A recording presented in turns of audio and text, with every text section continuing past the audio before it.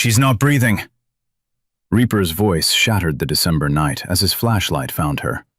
19 years old, lips gray as ash, ice crystals glittering in her hair like a death shroud. The homeless girl everyone had walked past for 16 hours lay crumpled behind Murphy's diner, her heart barely beating 30 times per minute.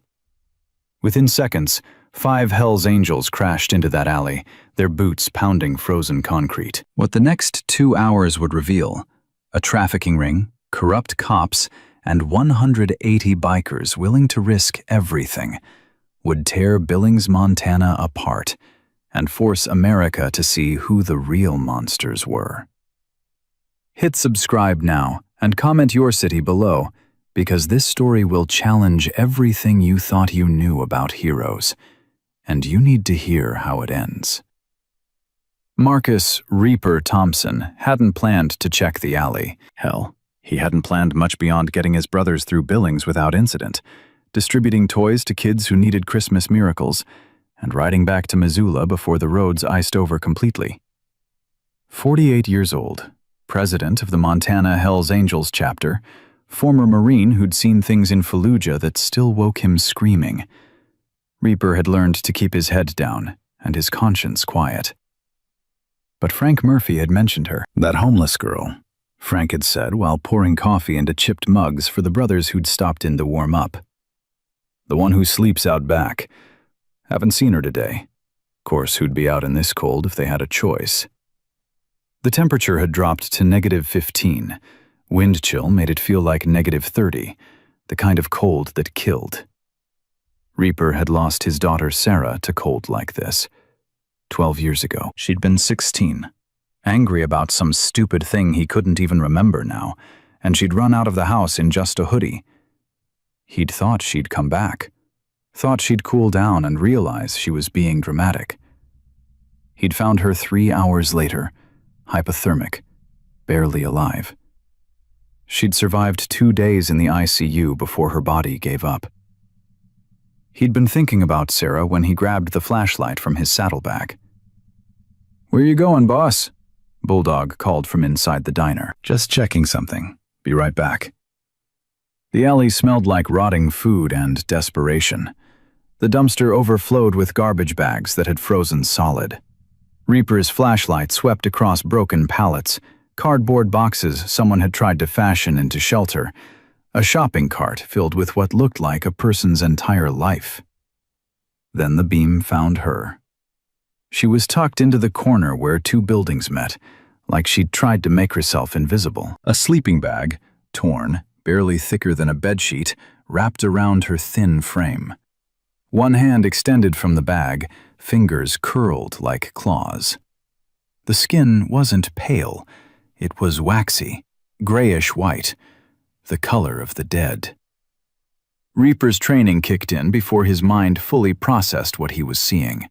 He dropped to his knees, ignoring the pain that shot through his bad leg, the one that still carried shrapnel from Iraq. His fingers found her neck, searching for a pulse. Nothing. He pressed harder, adjusting his position. There. Faint.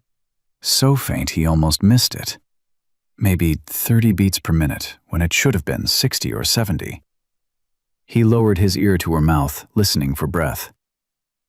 Nothing. "She's not breathing!" The words exploded from him, echoing off brick walls. He tilted her head back, about to start rescue breathing, when boots thundered behind him. Bulldog arrived first, 250 pounds of former Army medic who'd saved more lives in Afghanistan than he could count. He shoved Reaper aside, not gently, and pressed 2 fingers against the girl's carotid artery. "Jesus Christ," Bulldog breathed. "How long's she been down?" "I don't know. Just found her." Chains crashed into the alley next, followed by Tank and Doc.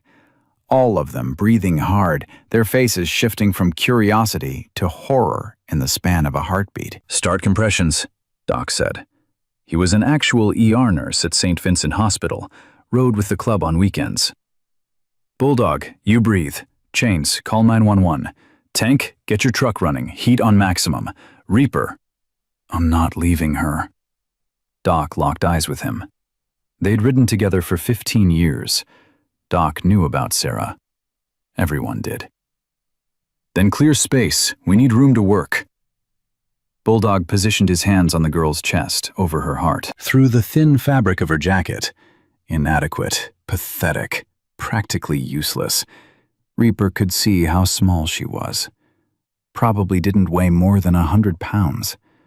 Malnutrition on top of hypothermia. "Starting compressions," Bulldog said, and began pressing down in steady rhythm.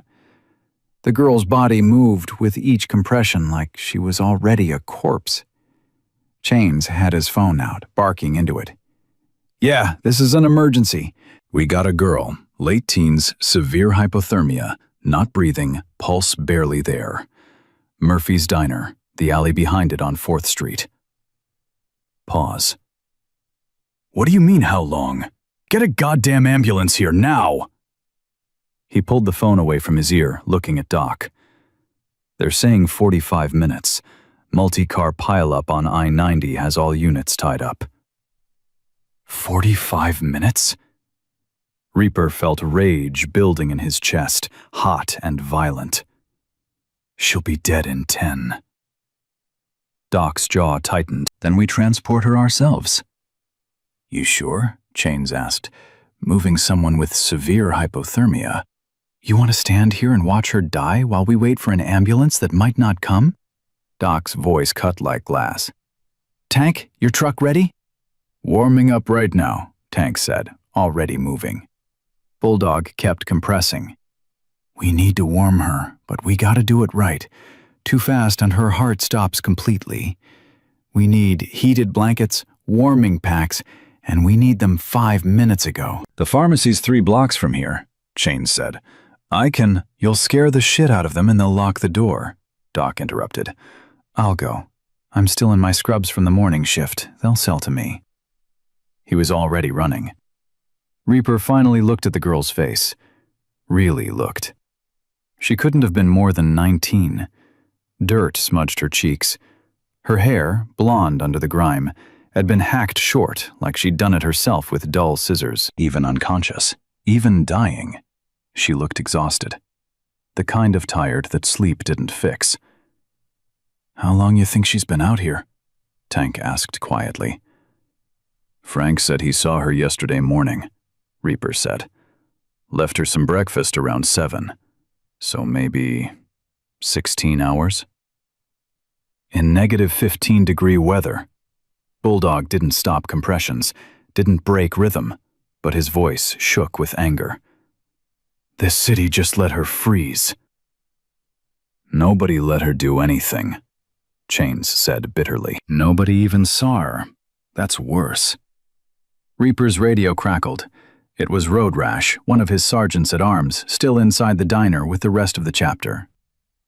"Boss, we got local PD rolling up. 4 cars. They're asking what the commotion is." Of course they were.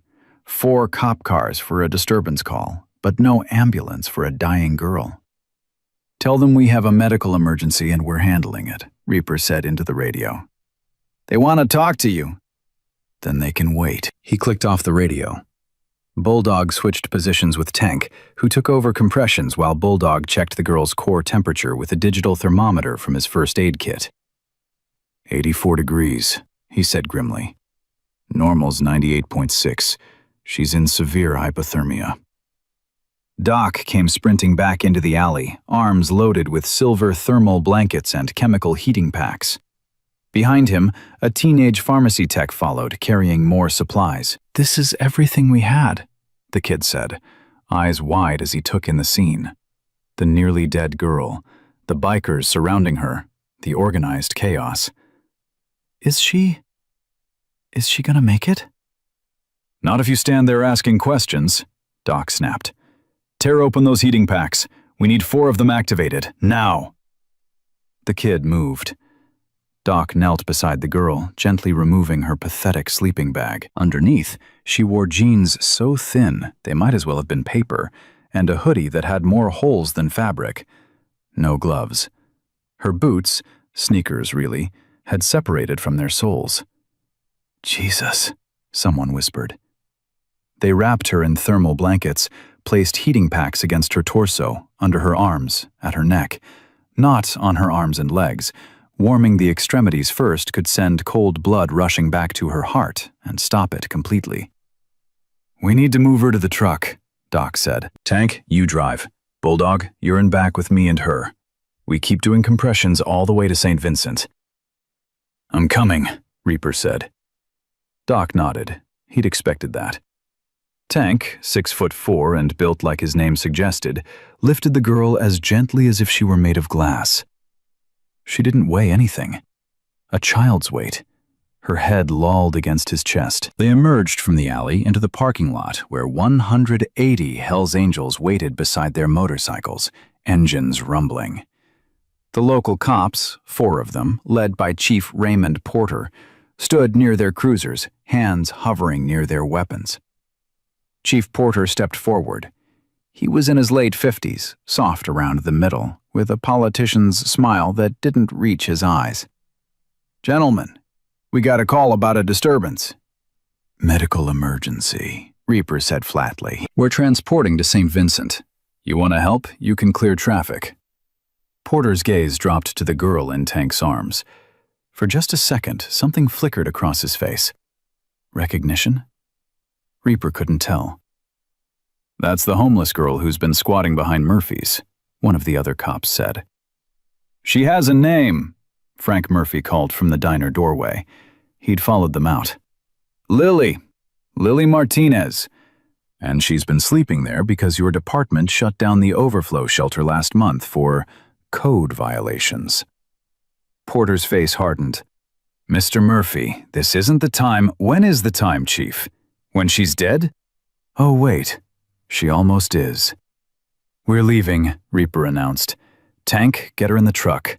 Doc, Bulldog, with him. The rest of you, we're escorting them to the hospital. Anyone tries to stop us, they go through all 180 of us." The brothers mounted their bikes in perfect synchronization. Engines roared. The sound shook windows. Chief Porter opened his mouth, probably to cite some ordinance about noise or traffic or whatever gave him power, but Reaper was already moving. Tank's truck pulled out of the lot, Lily Martinez dying in the back seat, while Bulldog compressed her chest and Doc monitored her vitals. The motorcycles formed a corridor around the truck, an honor guard for a girl nobody had honored in life. They ran every red light on 4th Street. Cars pulled over, drivers gawking as nearly 200 motorcycles and 1 white pickup truck blazed through downtown Billings. Someone was filming on their phone. Reaper didn't care. Let them film. Let them see what happened when everyone else looked away. Inside the truck, Bulldog kept compressing. "Come on, girl, come on. Don't quit on us." Doc had an oxygen mask over her face now, squeezing the bag every 5 seconds. "Heart rate's coming up." 35, 40. She's trying. "Temperature?" 86.3. She's warming, but slowly. "Too slowly?" "I don't know, man. I don't know." Tank took a corner too fast. The truck fishtailed, then straightened. 2 minutes to St. Vincent." Reaper, riding point position just ahead of the truck, radioed back. "Road rash, call ahead. Tell them we're coming in hot with a hypothermia victim. Tell them we need a team ready." "Already done, boss. They're prepping the ER." The hospital appeared ahead. 4 stories of brick and glass lit up like a beacon. Tank didn't slow down. He drove straight up to the ER entrance, where a trauma team waited with a gurney. The truck doors flew open. Bulldog lifted Lily out, still wrapped in thermal blankets, and placed her on the gurney. A nurse immediately took over compressions while a doctor, Asian woman, early 40s, name tag reading Dr. Sarah Chen, started barking orders. "Get her inside. I want core temp, blood gases, cardiac monitor. Warm saline 1-5, 2 lines. Let's move." They wheeled her through automatic doors that hissed shut behind them. Reaper stood in the cold parking lot, watching those doors, his heart pounding like he'd run a marathon. Around him, his brothers dismounted their bikes, waiting, silent. The kind of silence that came before battle or after loss. Tank walked over, his massive hands shaking. I felt her heart stop in the truck. Just stop. Bulldog got it started again, but she's in the best place now, Doc said quietly. He'd stripped off his riding gloves. His hands were also shaking. Minutes crawled by. 10, 15, 20. The ER doors opened. Dr. Chen emerged, still in her trauma gown, blood, Lily's blood, on her gloves. Reaper's stomach dropped. Dr. Chen pulled down her mask. She's alive. Collective exhale. Someone, Chains maybe, made a sound that might have been a sob. Core temp is up to 92, Dr. Sen continued. Heart's beating on its own, rhythm stabilizing. We've got her sedated and on a ventilator while her body finishes warming. But she's alive, and barring complications, she should make it. Can we see her? Reaper asked. Not yet. She's in the ICU. We're running tests, making sure there's no brain damage from oxygen deprivation. Dr. Chen paused. You saved her life. Another 30 minutes and, well, you didn't wait 30 minutes. She started to turn back inside, then stopped. I need to talk to whoever's in charge. Privately. Reaper followed her inside, into a small consultation room that smelled like antiseptic and bad coffee. Dr. Chen closed the door. What's wrong? Reaper asked. Dr. Chen pulled up images on a computer screen. X-rays. When we undressed her to begin rewarming, we found extensive bruising. Her ribs, her back, her arms. Some of it's old, maybe 2 weeks. Some is fresh, maybe 3 or 4 days. She pulled up another image. These are defensive wounds on her forearms. Someone hit her repeatedly, and she tried to protect herself. Reaper stared at the screen, at the evidence of violence mapped across a 19-year-old girl's body. This didn't come from living on the streets, Dr. Chen said quietly. This is assault. Sustained, deliberate assault. You're telling me someone's been beating her? Yes, and whoever it is, they didn't stop just because it was cold enough to kill her. Rage ignited in Reaper's chest. The kind of rage that had gotten him in trouble in the Marines. The kind he'd spent years learning to control. Does she know you found this? She's not conscious yet, but when she wakes up, I have to ask her about it. I'm a mandatory reporter. If she tells me who hurt her, if she tells you, will it matter? Reaper's voice was harsh. I saw Chief Porter's face when we brought her out. He knew who she was. The cops in this city know there's homeless kids getting hurt, and they don't do a damn thing about it. Dr. Chen's expression told him he was right. Find out who hurt her, Reaper said, and then tell me. I can't do that. There are procedures. Doctor, I just watched that girl not breathe. I watched my brothers compress her chest for 20 minutes while her body temperature was so low, she should have been dead. We didn't save her so she could wake up and get hurt again. Dr. Chen studied him. You understand what you're suggesting could get you arrested. I understand that there's a difference between the law and justice, and I'm real tired of watching the law protect the wrong people. He walked out before she could respond.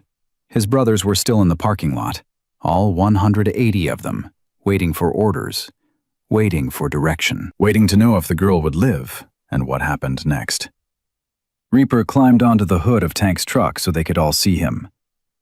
Lily Martinez is alive, he said, his voice carrying in the cold night air. But this isn't over. Someone's been hurting her, beating her, and I'm going to find out who. We're with you, boss, Road Rash called. Whatever you need, added Chains. Reaper looked at his brothers, men from every walk of life, every background, veterans and construction workers, nurses and mechanics, teachers and ex-cons. Men who'd chosen the Brotherhood because they'd been rejected everywhere else. Men who knew what it felt like to be invisible, to be judged by their appearance instead of their actions. "We're going to protect her," Reaper said. "And we're going to make sure whoever did this answers for it. But we do this right. We do this smart. Because if we screw up, we prove every bad thing this town thinks about us, and Lily loses." "How do you want to play it?" Doc asked. "First, we get information. Chains, you used to be a cop. You know how to ask questions without raising alarms. Find out what you can about Lily Martinez, where she came from, how long she's been on the streets, who she's been seen with. Talk to the other homeless folks. They'll know things the cops don't." Chains nodded. "Tank, I want security on her hospital room. Rotating shifts, 2 brothers at all times. No one gets near her without going through us." "Done.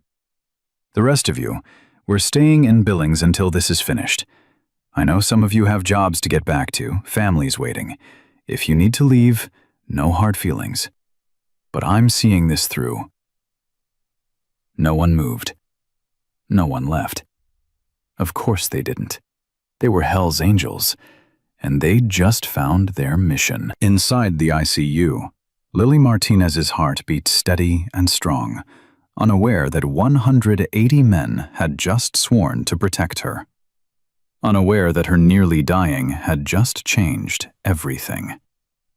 But in a small office inside the Billings Police Department, Chief Raymond Porter was making a phone call he didn't want to make. "We have a problem," he said when the line picked up. "The Martinez girl didn't die."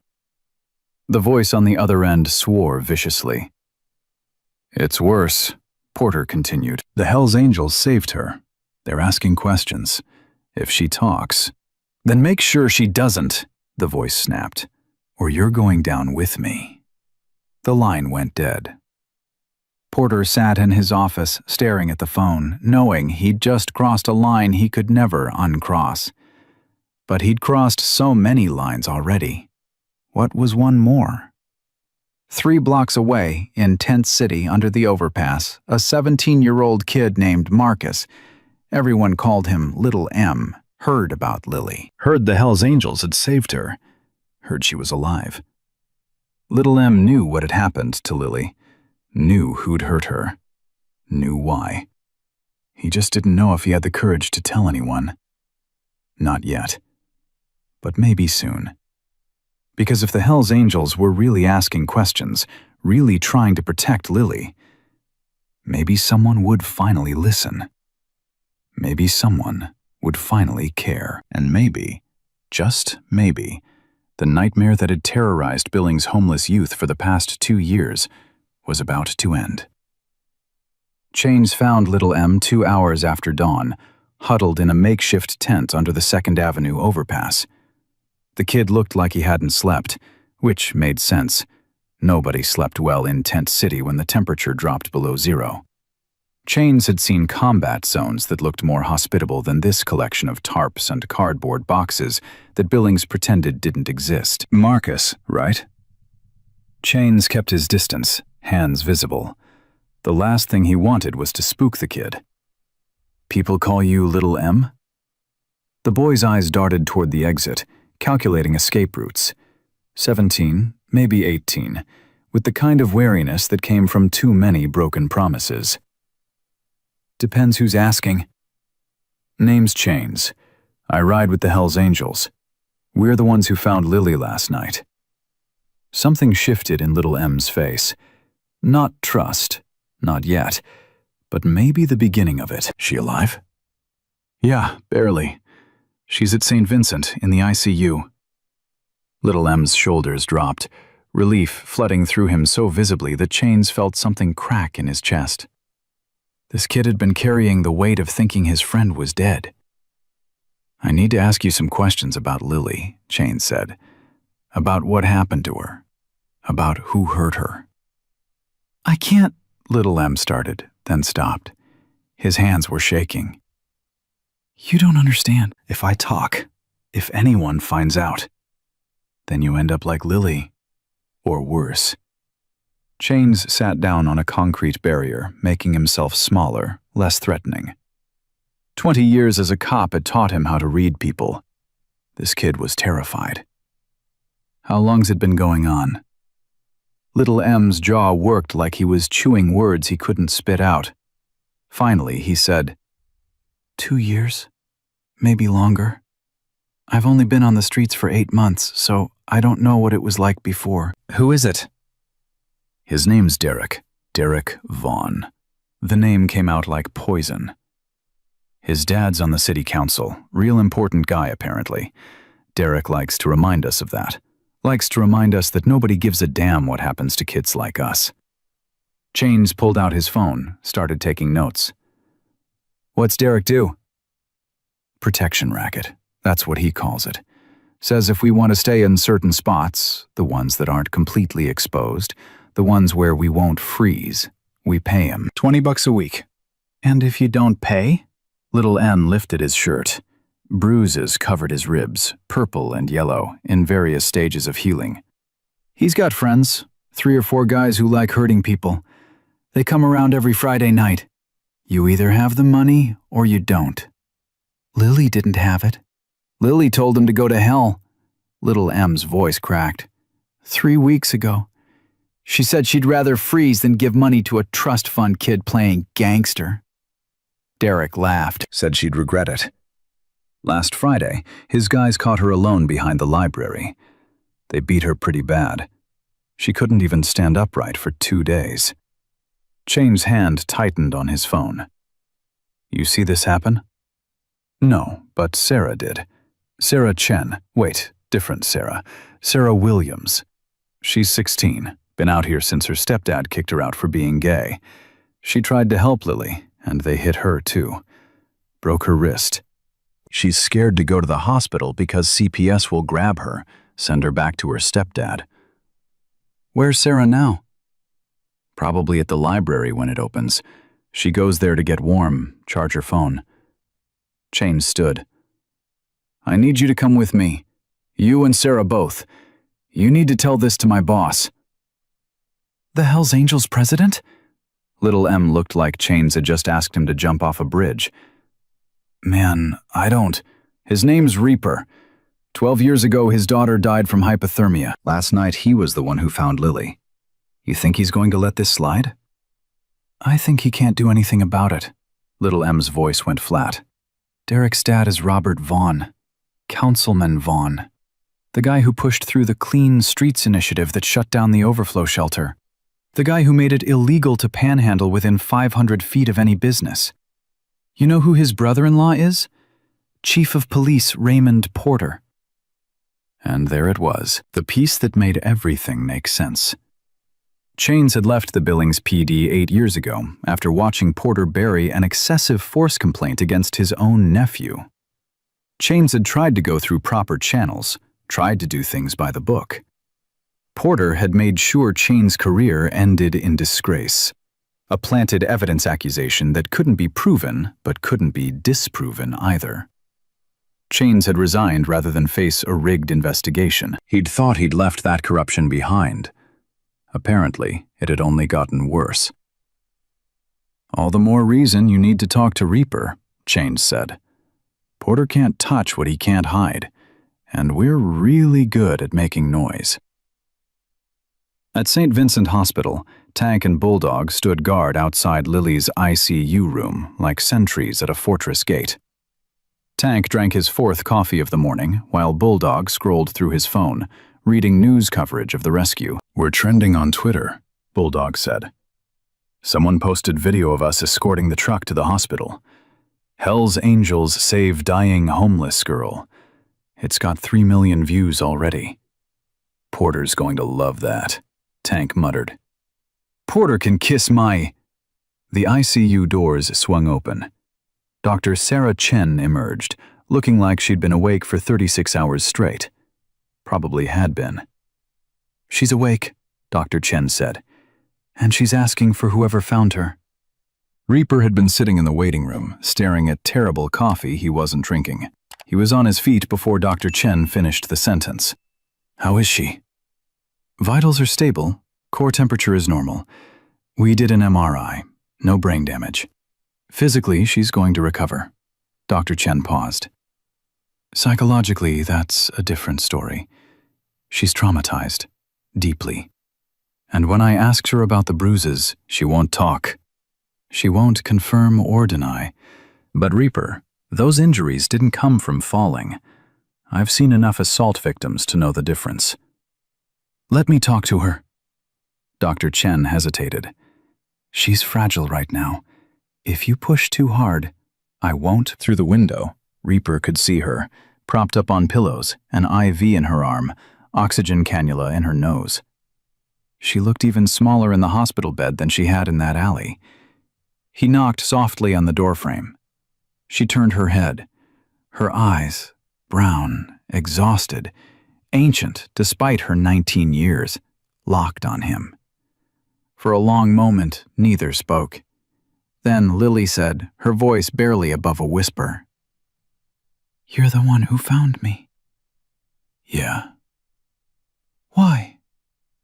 The question hit him harder than he'd expected. Why what? Why did you look? Everyone else just walks past, acts like we're invisible. Why'd you look? Reaper pulled a chair close to her bed, sat down slowly. Because 12 years ago, I didn't look. My daughter ran out of the house during an argument. It was cold. Not as cold as last night, but cold enough. I thought she'd come back. I thought she was being dramatic. I didn't look for her until it was too late. Lily's eyes filled with tears. She died? Yeah. Hypothermia, just like you almost did. Her name was Sarah. She was 16. I'm sorry. I'm not telling you this to make you feel bad. I'm telling you because you asked why I looked. I looked because I learned what happens when you don't, and I'm not making that mistake again. A tear slid down Lily's cheek. I don't know how to thank you. You don't have to thank me. You just have to let us help you. Really help you. Not just save your life, but make it so you're not sleeping in alleys anymore. She shook her head, a tiny movement. You can't fix this. Nobody can. Try me. I'm serious. You don't understand how things work here. The system isn't broken. It's working exactly how it's supposed to work, to keep people like me invisible until we disappear. Then we change the system. Lily laughed, a bitter sound. With what? Good intentions?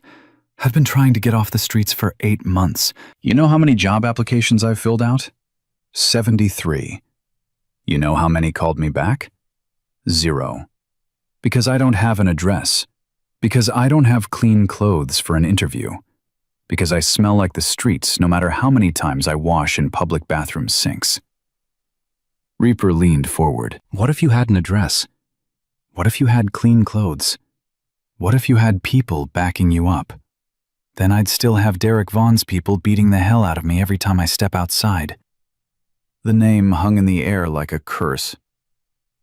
Derek Vaughn, Reaper repeated slowly. Councilman Robert Vaughn's son. Lily's face went pale. I shouldn't have said that. Too late. You said it. And now we're going to do something about it. No. Lily tried to sit up, winced as pain shot through her ribs. You don't understand. Derek's untouchable. His father owns this city. Chief Porter is his uncle by marriage. The last kid who tried to file charges against Derek, his name was Tommy Chen. He was 14. They found him in the river 3 days later. Officially ruled a suicide. When was this? Last year, April. Reaper felt ice slide down his spine. Dr. Chen, the doctor treating you. Is she related? Tommy's sister. She became a doctor to help people. Derek hurts. But there's only so much she can do when the system protects him. The pieces were falling into place, forming a picture uglier than Reaper had imagined. This wasn't just street-level violence. This was institutional corruption, a web that reached from the gutters to City Hall. His phone buzzed. Text from Chains. "Got witnesses, bringing them to the hospital. You need to hear this." Reaper stood. "I need to step out for a minute, but Tank and Bulldog are right outside your door. Nobody gets near you without going through them first." "Why are you doing this?" Lily asked again. "You don't even know me." "I know enough. You told Derek Vaughn to go to hell instead of paying his protection money. That takes guts. That takes the kind of courage most people never find." He paused at the door. "My brothers and I, we've spent our whole lives being judged by our jackets instead of our actions. People see the patches and cross the street, call their kids inside, act like we're the monsters. So yeah, maybe we're doing this for you, but maybe we're also doing it for us. Maybe we're tired of being the bad guys when the real monsters wear suits and smile for cameras." He left before she could respond. In the waiting room, Chains had arrived with little M and a teenage girl Reaper assumed was Sarah Williams. The girl's left wrist was wrapped in an improvised splint made from duct tape and cardboard. "Boss, this is little M and Sarah," Chains said. "They've got information about Derek Vaughn you need to hear." Reaper gestured to a corner of the waiting room, away from other visitors. "Talk." Little M talked, haltingly at first, then faster as the words poured out. 2 years of extortion, beatings, threats. Derek Vaughn running Billings' homeless youth like a personal fiefdom, extracting money from kids who barely had enough to eat. The protection racket, the enforcers, the systematic violence. Sarah talked about Tommy, her brother, who'd fought back, who'd tried to go to the police, who'd ended up floating face down in the Yellowstone River with suicide stamped on his death certificate. "Chief Porter himself closed the case," Sarah said, her voice shaking.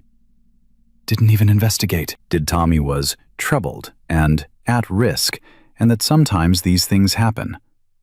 "My parents wanted to push, wanted to demand answers, but Porter visited our house, told them that dredging up painful memories wouldn't bring Tommy back, told them that sometimes accepting tragedy was the healthiest thing for a family." "That's not what he meant," Chains said quietly. "No, what he meant was, shut up or you're next." Sarah wiped her eyes with her good hand. "My sister Sarah, Dr. Chen. She's the only one who kept fighting. She can't prove Tommy was murdered, but she knows. We all know." Reaper looked at Chains. "You used to be a cop. How do we prove this?" "We can't. Not the traditional way. Porter controls the evidence, controls the investigation. Anything we give him disappears. I've seen him do it before. That's why I left the force." "Then we go around him." "To who? The county sheriff? Porter's golf buddies with him. State police. They won't get involved in local matters without cause. FBI? They need federal charges, and we don't have any." Doc, who'd been listening silently, spoke up. "We don't need the law. We need the truth. And we need witnesses who'll speak it where Porter can't silence them." "Like where?" "Like the media. Like social media. Like the court of public opinion." Doc pulled out his phone. "That video of us bringing Lily to the hospital? 3 million views and climbing. People are paying attention. The story's already written itself. Hell's Angels save homeless girl. Now we give them the second chapter. Hell's Angels expose corruption." "And if we're wrong?" Tank asked. "If we go public and we can't prove it, Derek Vaughn sues us for slander and we lose everything." "We're not wrong," Little M said fiercely. "I've got proof. Video proof."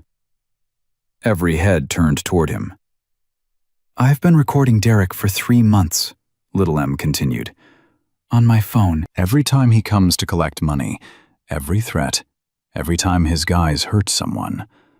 I've got probably 20 different videos. I was going to give them to a lawyer, but I don't know any lawyers who'd take a case from a homeless kid. Let me see, Chains said. Little M pulled out a phone with a cracked screen, swiped through files, and handed it to Chains. The former cop watched, his face darkening with each passing second. The first video showed Derek Vaughn, mid-20s, expensive jacket, smug smile, standing over a homeless woman in her 40s, demanding payment. When she said she didn't have it, two of Derek's friends dragged her behind a dumpster. The audio captured her screams. The second video was worse. Derek himself beating a teenage boy, methodically, professionally, while explaining that this was what happened to people who thought they could skip payments. The third video showed Derek bragging to his friends. My dad doesn't even know about this side business. He's too busy cleaning up the streets legally. I'm cleaning them up my way. And if any of these street rats try to report me, Uncle Ray takes care of it. It's a beautiful system. Chains looked up, his hands shaking. This is enough. This is more than enough. But we need to be smart about how we release it. If we just dump it online, Vaughn's lawyers will claim it's edited, fabricated, deep fake. We need to give it to someone with credibility. I know someone, Doc said slowly. My wife, Maria Santos. She's an investigative journalist with the Billings Gazette. She's been trying to write about homeless issues for years, but her editors keep killing the stories. This is the kind of evidence that can't be ignored. Will she run it? Reaper asked. If I ask her to? Yeah. But it needs to be airtight. We need Lily's testimony, Little M's videos, medical evidence from Dr. Chen, and we need to be ready for the blowback, because the second this goes public, Vaughn will come at us with everything he's got. Reaper's phone rang. The screen showed an unknown number. He answered. Mr. Thompson. A man's voice, smooth and confident. This is Councilman Robert Vaughn. I believe we need to talk about the unfortunate situation involving my son and some false accusations that are apparently circulating. Reaper's blood went cold. How'd you get this number? I have resources. More importantly, I have information. I know you and your motorcycle club saved a young woman last night. Admirable, truly. But I also know that certain individuals are making slanderous claims about my family, claims that could result in serious legal consequences. Is that a threat? It's friendly advice. My son Derek is a graduate student at MSU, a volunteer at the youth center, a pillar of this community. If homeless individuals with a history of mental illness and substance abuse start making wild accusations, well, people understand that desperate people sometimes say desperate things. Derek beat Lily Martinez half to death. I have no idea who that is, but I do know that my son was in Bozeman all last week, attending classes. I have witness statements confirming that. From professors, classmates, very credible people. Vaughn's voice hardened. Here's what's going to happen, Mr. Thompson. You and your friends are going to leave Billings. You're going to stop asking questions. And in return, I won't press charges for the intimidation tactics your gang employed against law enforcement last night. We escorted a dying girl to the hospital. You created a public disturbance, violated traffic laws, and threatened police officers, all of which I'm willing to overlook if you leave quietly. And if we don't, then I make phone calls to the ATF, FBI, DEA. I'm sure your motorcycle club is very law-abiding, but agencies like that can always find something to investigate. Asset seizure, RICO charges, conspiracy. It doesn't matter if they convict you. The investigation alone will destroy your club. Can you afford lawyers for 180 members? Can you keep your legitimate businesses running while federal agents tear them apart? Reaper looked at his brothers, at little M and Sarah, at the ICU doors behind which Lily was fighting to stay alive. I'm not leaving, he said. That's unfortunate. You have 24 hours to reconsider. The line went dead. "What'd he say?" Chains asked. Reaper told them. Doc whistled low. "He's not bluffing. Robert Vaughn has connections. If he makes those calls, let him make them. We've got nothing to hide." "We've got plenty to hide," Bulldog interjected. "Half our brothers have priors. Some are on parole. An investigation would expose Derek Vaughn for what he is," Reaper interrupted. "Yeah, it'll hurt. But what's the alternative? We let him keep terrorizing kids because we're scared of the consequences?" "That's not fair, boss," Tank said quietly. "You're asking everyone to put everything on the line. Their jobs, their families, their freedom. For a girl most of them never met. I'm not asking, I'm doing. Anyone who wants to leave can leave. No judgment. But I'm seeing this through." Silence fell over the waiting room. Then Doc said, "I'm in." "Me too," Chains added. "Hell with it. I'm in," Bulldog muttered. One by one, they committed. All of them. Even the ones with the most to lose. Little M stared at them like they were crazy. "You'd really risk everything? For us?" "Not just for you," Reaper said. "For the idea that maybe, just once, the people with power don't get to destroy the powerless and walk away clean." His phone buzzed again. Text from an unknown number. "Your daughter Sarah would be ashamed of what you've become." Reaper deleted it without responding, but his hands shook. Vaughn was playing dirty, which meant they were getting close to something he desperately wanted hidden. "We move now," Reaper said. "Doc, get your wife. Chains, make copies of those videos. Multiple backups, multiple locations. Tank, Bulldog, I want security doubled on Lily's room. Little M, Sarah, you're staying with us until this is over. We've got rooms at the extended stay on 4th Street. You'll be safe there." "What about you?" Doc asked. "I'm going to talk to Chief Porter, face to face. Let him know we're not backing down." "That's not smart, boss." "Maybe not, but it's necessary." 20 minutes later, Reaper walked into Billings Police Department headquarters alone. The desk sergeant looked up, did a double take at the Hells Angels patch on his leather cut, and reached for his radio. "I'm here to see Chief Porter," Reaper said calmly. "Tell him Marcus Thompson wants to discuss Derek Vaughn." The sergeant hesitated, then made a call. 3 minutes later, Reaper was escorted to Porter's office. Chief Raymond Porter sat behind a desk covered with commendations and photos of himself with various politicians. He didn't stand when Reaper entered. "You've got some nerve coming here," Porter said. "You've got some nerve letting a councilman's son run a protection racket against homeless kids." "I don't know what you're talking about." "Yeah, you do. Tommy Chen. Ring a bell? 14-year-old kid who drowned last April? You ruled it suicide without investigating." Porter's face went carefully blank. "I looked into Tommy Chen's death thoroughly. It was a tragedy, but there was no evidence of foul play." "There was no investigation. You closed the case in 48 hours. "Because there was nothing to investigate. The boy had a history of depression, family problems, failing grades. Sometimes troubled kids make terrible decisions." "Troubled kids who were about to file assault charges against Derek Vaughn." "Alleged assault charges based on uncorroborated claims." Reaper leaned forward, planting his hands on Porter's desk. "Here's what's going to happen.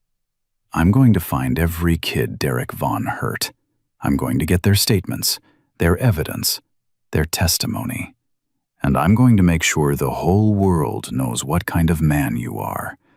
Not a chief of police. A fixer for rich criminals." Porter smiled.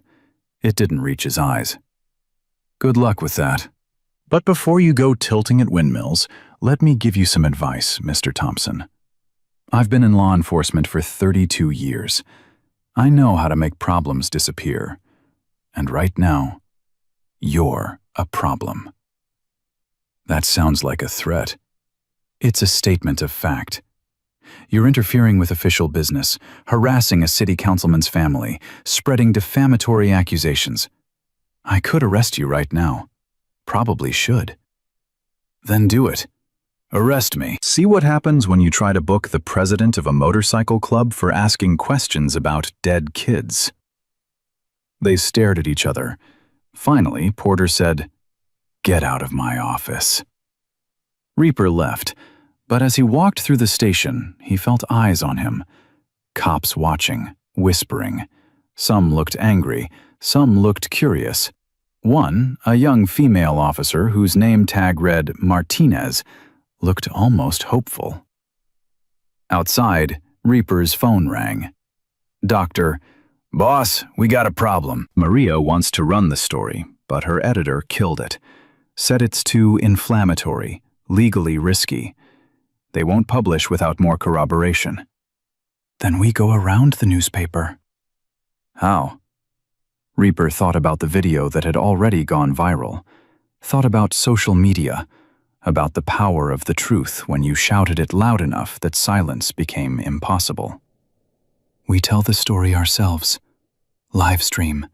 No editors, no lawyers, no corporate filters. Just Lily, little M, Sarah, and the truth. That's risky. Everything about this is risky, but at least this way we control the narrative. He headed back to the hospital, where Lily waited behind guarded doors, where witnesses gathered evidence, where 180 men prepared for a war they couldn't afford to lose. And in his office, Chief Raymond Porter made a phone call he'd made too many times before. "We need to handle this permanently," he told Derek Vaughn. "The Martinez girl can't testify. Make it look like complications from the hypothermia. Dr. Chen won't question it. She's one doctor against a whole system. What about the Hells Angels? Leave them to me." Derek Vaughn arrived at St. Vincent Hospital at 3 in the afternoon, dressed like he belonged there. Pressed khakis, button-down shirt, visitor badge that said community volunteer. He'd learned years ago that confidence and the right clothes could get you almost anywhere. Tank spotted him first. The massive biker was leaning against the wall outside Lily's ICU room, scrolling through his phone, when something made him look up. Maybe instinct. Maybe the way Derek moved. Too purposeful, too focused. "Can I help you?" Tank straightened to his full height, 6'4" of solid muscle. Derek smiled his practiced smile. "Just visiting patients. I volunteer with the youth outreach program." "Which patient?" "Actually, I heard about the young woman who was brought in last night, the homeless girl. I wanted to see if there was anything our program could do to help." Tank's eyes narrowed. "Name?" "Derek Vaughn." He extended his hand. Tank didn't shake it. "Lily's not taking visitors." "I'm not really a visitor. I'm a community resource. If she needs housing assistance, job placement, counseling services, she's got everything she needs." Derek's smile tightened. "I don't think you understand.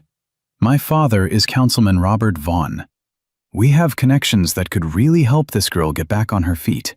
"Yeah, I bet you do." Tank crossed his arms. "But she's still not taking visitors. Doctor's orders." "Then maybe I could speak with her doctor. Dr. Chen, I believe?" "Dr. Chen's busy." They stared at each other. Derek's smile never wavered, but something cold flickered in his eyes. Tank had seen that look before, in Afghanistan, in the eyes of men who killed without conscience. "You know what's interesting?" Derek said conversationally. "I've been researching your motorcycle club. The Montana Hells Angels have quite a history. Several members with criminal records, outstanding warrants, parole violations. Makes you wonder what you're all really doing here." "Saving lives. What are you doing here?" Derek's smile finally dropped. "Delivering a message. Tell your president that interfering in family business has consequences. My father is a patient man, but his patience has limits." "That a threat?" "It's friendly advice." Derek turned to leave, then paused. Oh, and Tank? That's your nickname, right? I know where your ex-wife lives, where your daughter goes to school. 3rd grade at Jefferson Elementary, Mrs. Patterson's class. She's a cute kid. Blonde hair, likes to wear that pink backpack with the unicorn on it. Tank's fist was moving before his brain caught up. He grabbed Derek by the collar, slammed him against the wall hard enough to rattle the artwork. You go anywhere near my daughter. What? You'll beat me up in a hospital hallway? With cameras watching? Derek's voice was calm despite being pinned. Go ahead. Assault a city councilman's son. See how that works out for you. Bulldog appeared from around the corner, grabbed Tank's arm. Don't. He wants you to hit him. Tank released Derek slowly, every muscle screaming to do the opposite. Derek straightened his shirt, still smiling. Smart friend you've got there. You should listen to him. He walked away without looking back. Tank's hands shook. He threatened my daughter. I know, but if you'd hit him, you'd be in cuffs right now, and he'd have exactly what he wanted, one of us out of the way. Bulldog pulled out his phone. I'm calling Reaper. We need to move the kids somewhere safer than the extended stay, and we need to do it now. Inside Lily's room, she'd heard the confrontation through the door. Her heart monitor spiked, beeping frantically. A nurse rushed in. Lily, what's wrong? Are you in pain? He was here. Lily's voice cracked. Derek was here. Oh God, he knows where I am. He's going to... Nobody's getting to you. You saw those men outside? They're not leaving. You don't understand. Derek always gets what he wants. Always. And right now, he wants me quiet. The nurse, an older woman with kind eyes whose name tag read Sandra, sat on the edge of the bed. Honey, I've worked in this ICU for 23 years. I've seen a lot of scared people, but I've never seen anyone with 180 bikers standing guard. You're safe here. No one's safe from him. Ask Tommy Chen. Oh, wait, you can't. He's dead. Sandra's expression changed. Tommy Chen? Dr. Chen's brother? Yeah. He tried to stand up to Derek, tried to report him. They found him in the river. I remember that. I remember Sarah, Dr. Chen. She was devastated. The police said it was suicide, but she never believed it. It wasn't suicide. It was murder. And I'm next if Derek gets to me. Sandra stood, walked to the door, and said something to Tank that Lily couldn't hear. Then she came back, pulled up a chair close to the bed. I need to tell you something, Sandra said quietly. My son, he's been homeless for 2 years. Addiction issues, mental health problems, the whole mess. I've tried everything to help him, but he won't come home, won't accept help. Last year, someone beat him so badly he lost vision in his left eye. He told me it was Derek Vaughn. Told me Derek runs the streets like his personal kingdom. I wanted to go to the police, but my son begged me not to. Said it would only make things worse. Lily felt tears building. I'm sorry. Don't be sorry. Be angry. I am. I'm furious that my son and kids like you have to live in fear because some rich punk gets off on hurting powerless people. I'm furious that the system protects him, and I'm ready to do something about it. Like what? You can't fight Derek. Nobody can. Maybe I can't. But those men outside? They seem pretty determined to try. And if they need someone inside the hospital who knows how things work, who can watch your back when they can't, I'm volunteering. Before Lily could respond, her room phone rang. Sandra answered. ICU, room 12. Pause. Yes, she's awake. Who's calling? Longer pause. Sandra's face went pale. I'll ask her. She covered the receiver. It's someone claiming to be your mother. Says she saw the news about you and wants to talk. Lily's world tilted. My mother's dead. That's what I thought. Should I hang up? No, let me talk to her. Sandra handed over the phone, her expression worried. Lily's hand trembled as she raised it to her ear. Hello? Lily Marie Martinez. The voice was female, unfamiliar, with a trace of an accent Lily couldn't place. You don't know me, but I know everything about you. Where you were born, where you went to school, what happened to your real mother when you were 6 years old. And I know what Derek Vaughn did to you. Who is this? Someone who wants to help. But first, you need to understand something. Derek Vaughn isn't just running a protection racket. He's trafficking.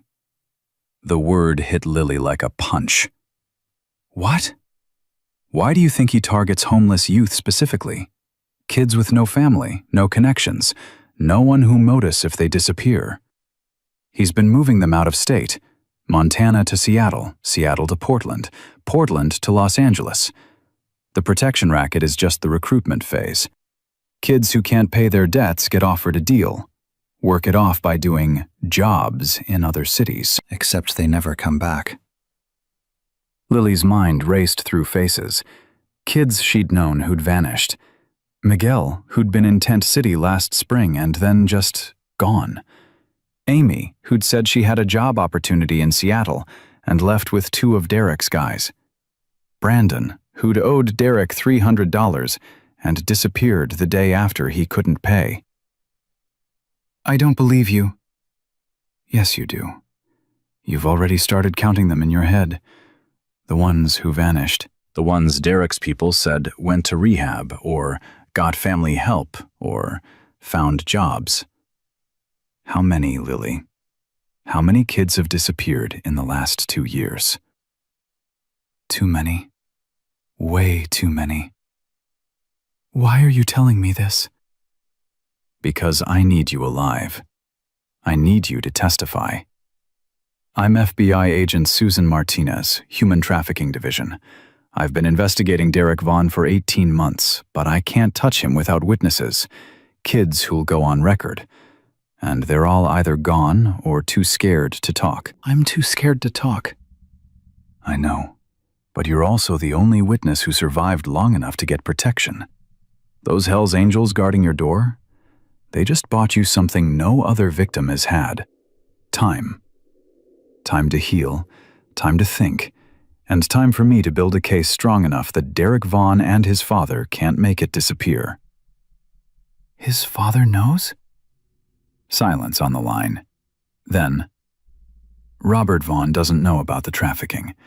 I don't think he does, but he knows his son is violent. He knows his son runs the streets. And he covers for him anyway because political careers can't survive scandal. Why should I trust you? How do I even know you're really FBI? You don't. But in about 30 seconds, 2 agents are going to walk into your room and show you credentials. And then we're going to have a very serious conversation about whether you want Derek Vaughn to keep destroying lives, or whether you want to be the one who stops him. The line went dead. Lily stared at Sandra. Did that just... The ICU doors opened. 2 people in dark suits walked purposefully toward her room. Tank moved to block them, but one of them, a black woman in her 40s, held up a badge. FBI, we need to speak with Lily Martinez. Tank looked at the badge, then at Bulldog. Get Reaper, now. Agent Martinez and her partner, a younger Latino man introduced as Agent Rodriguez, entered Lily's room with the careful deliberation of people who knew they were walking into a volatile situation. Ms. Martinez, I'm Special Agent Susan Martinez. No relation, though the name coincidence is interesting. She pulled up a chair, sat at eye level with Lily. I know you're scared. I know you've been through hell. And I know the last thing you want to do is relive any of it. But I need to ask you some questions. About Derek. About Derek, his operation, and everyone involved. I also need to tell you that you're in danger. Serious danger. Derek knows you're alive. He knows you're talking to people. And based on our surveillance, he's planning to eliminate that problem. Surveillance? You've been watching him? For 18 months, since a tip came in about missing homeless youth, we've documented his protection racket, tracked money flowing through shell companies his father set up, identified at least 12 victims who've been moved out of state. But we don't have enough for an indictment. Judges want witnesses, living witnesses who can testify. Agent Rodriguez added, "The problem is, most of Derek's victims are either gone or unwilling to talk. The few who did try to come forward, like Tommy Chen, ended up dead before we could protect them. So I'm bait." "You're our best chance at justice," Agent Martinez corrected. "But yes, Derek will come after you, which is why we need to move you to a secure location, federal protection, safe house, round-the-clock security." "What about the Hells Angels?" "What about them?" "They saved my life. They've been protecting me. You want me to just leave them?" Agent Martinez exchanged a look with her partner. "The Hells Angels are civilians, well-meaning civilians, but they don't have the resources or legal authority to protect you from what's coming. Derek's father is already moving pieces on the board. He's making calls to ATF, DEA, trying to trigger investigations into the motorcycle club. Pressure to make them back off." "That's not fair. They didn't do anything wrong." "Fair doesn't matter. Robert Vaughn plays politics like chess. He's going to use every connection he has to neutralize the threat to his son. And those bikers? They're the easiest targets." The door opened. Reaper walked in, followed by Chains, Doc, and Tank. The small ICU room suddenly felt crowded. "Someone want to tell me why the FBI is in my witness's hospital room?" Reaper's voice was calm but edged with steel. Agent Martinez stood. "Your witness? Ms. Martinez is a victim in a federal investigation, which makes her our witness. She was dying in an alley until we found her. That makes her ours." "Mr. Thompson, I understand you have good intentions, but this situation is beyond vigilante justice. We're talking about interstate trafficking, conspiracy, potential RICO charges. This requires federal resources." "Resources like the ones that let Derek Vaughn operate for 2 years while kids disappeared?" Chains stepped forward. "I used to be a cop. I know how federal investigations work. You gather evidence for months, maybe years, building an airtight case while more victims pile up. Meanwhile, Derek walks free." "That's not how—" "Yeah, it is. I've seen it. You want Lily to disappear into witness protection while you dot I's and cross T's? What about the other kids, the ones still on the streets? Who protects them?" Agent Rodriguez said, "We can't protect everyone. We have to prioritize the case over the people." "I know that speech." Chains looked at Reaper. "Boss, we need to talk. Outside." They stepped into the hallway. The rest of the brothers followed, leaving the agents alone with Lily. "What are you thinking?" Reaper asked Chains.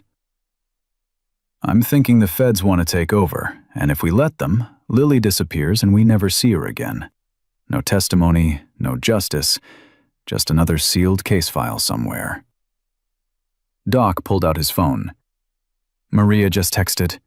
The Gazette won't run the story, but she's willing to go independent. Start her own blog, post everything, the videos, the interviews, the evidence. It goes live and the story's out there. Can't be buried." "The feds will shut her down," Tank argued, "interfering with an investigation, compromising witnesses, only if they move fast, which they won't. Bureaucracy." Chains grinned without humor. "I know how they work. By the time they get a court order, the story's already viral. Can't unring that bell." Reaper looked back at Lily's room, where the young woman who'd almost frozen to death was now at the center of something much bigger than any of them had anticipated. "Here's what we do," Reaper said. "We give Lily the choice. Feds or us. Federal protection or Hell's Angels protection. But we make sure she knows what each option means. They walked back inside. Agent Martinez was mid-sentence, explaining something about grand juries when Reaper interrupted. Lily, you need to make a decision. Go with the FBI and you'll be safe. Probably. You'll disappear in the witness protection, testify if there's ever a trial, and start over somewhere else with a new name. Or stay with us. We can't offer you federal resources, but we can offer you 180 men who won't let anyone touch you. Your choice. Agent Martinez's face reddened. You can't seriously be offering her this option. You're not law enforcement. You're not trained in witness protection. You're putting her in danger. She's already in danger. Has been for months while you were building your case. That's not fair. Fair is a kid sleeping in negative 15-degree weather because every shelter's full and every system's broken. Fair is Tommy Chen floating in a river with a suicide ruling. Don't talk to me about fair, Agent. Lily's voice, small but firm, cut through the argument. I want to stay. Everyone turned to look at her. I want to stay with the Hell's Angels. They're the only people who've ever actually helped me. Not promised to help. Actually helped. Agent Martinez's expression softened. Lily, I understand loyalty, but sentiment can't stop bullets. It can't stop Derek Vaughn's hired muscle. It can't protect you from... From what? Getting killed? I was already dying. Nobody cared. Nobody looked. These men looked. So yeah, I'll take my chances with them. Agent Rodriguez stepped forward. At least let us coordinate. We share information. We work together. You keep her physically safe. We build the legal case. Compromise. Reaper considered this. Information flows both ways? Within reason.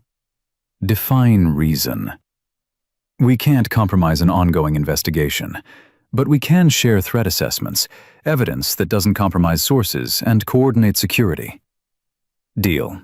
But Lily stays with us. Agent Martinez looked like she wanted to argue, but Rodriguez touched her arm. Susan, we're not going to win this. And honestly, these bikers might be the only reason she's still alive.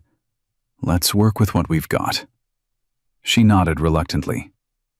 Fine. But if this goes sideways, it's on you.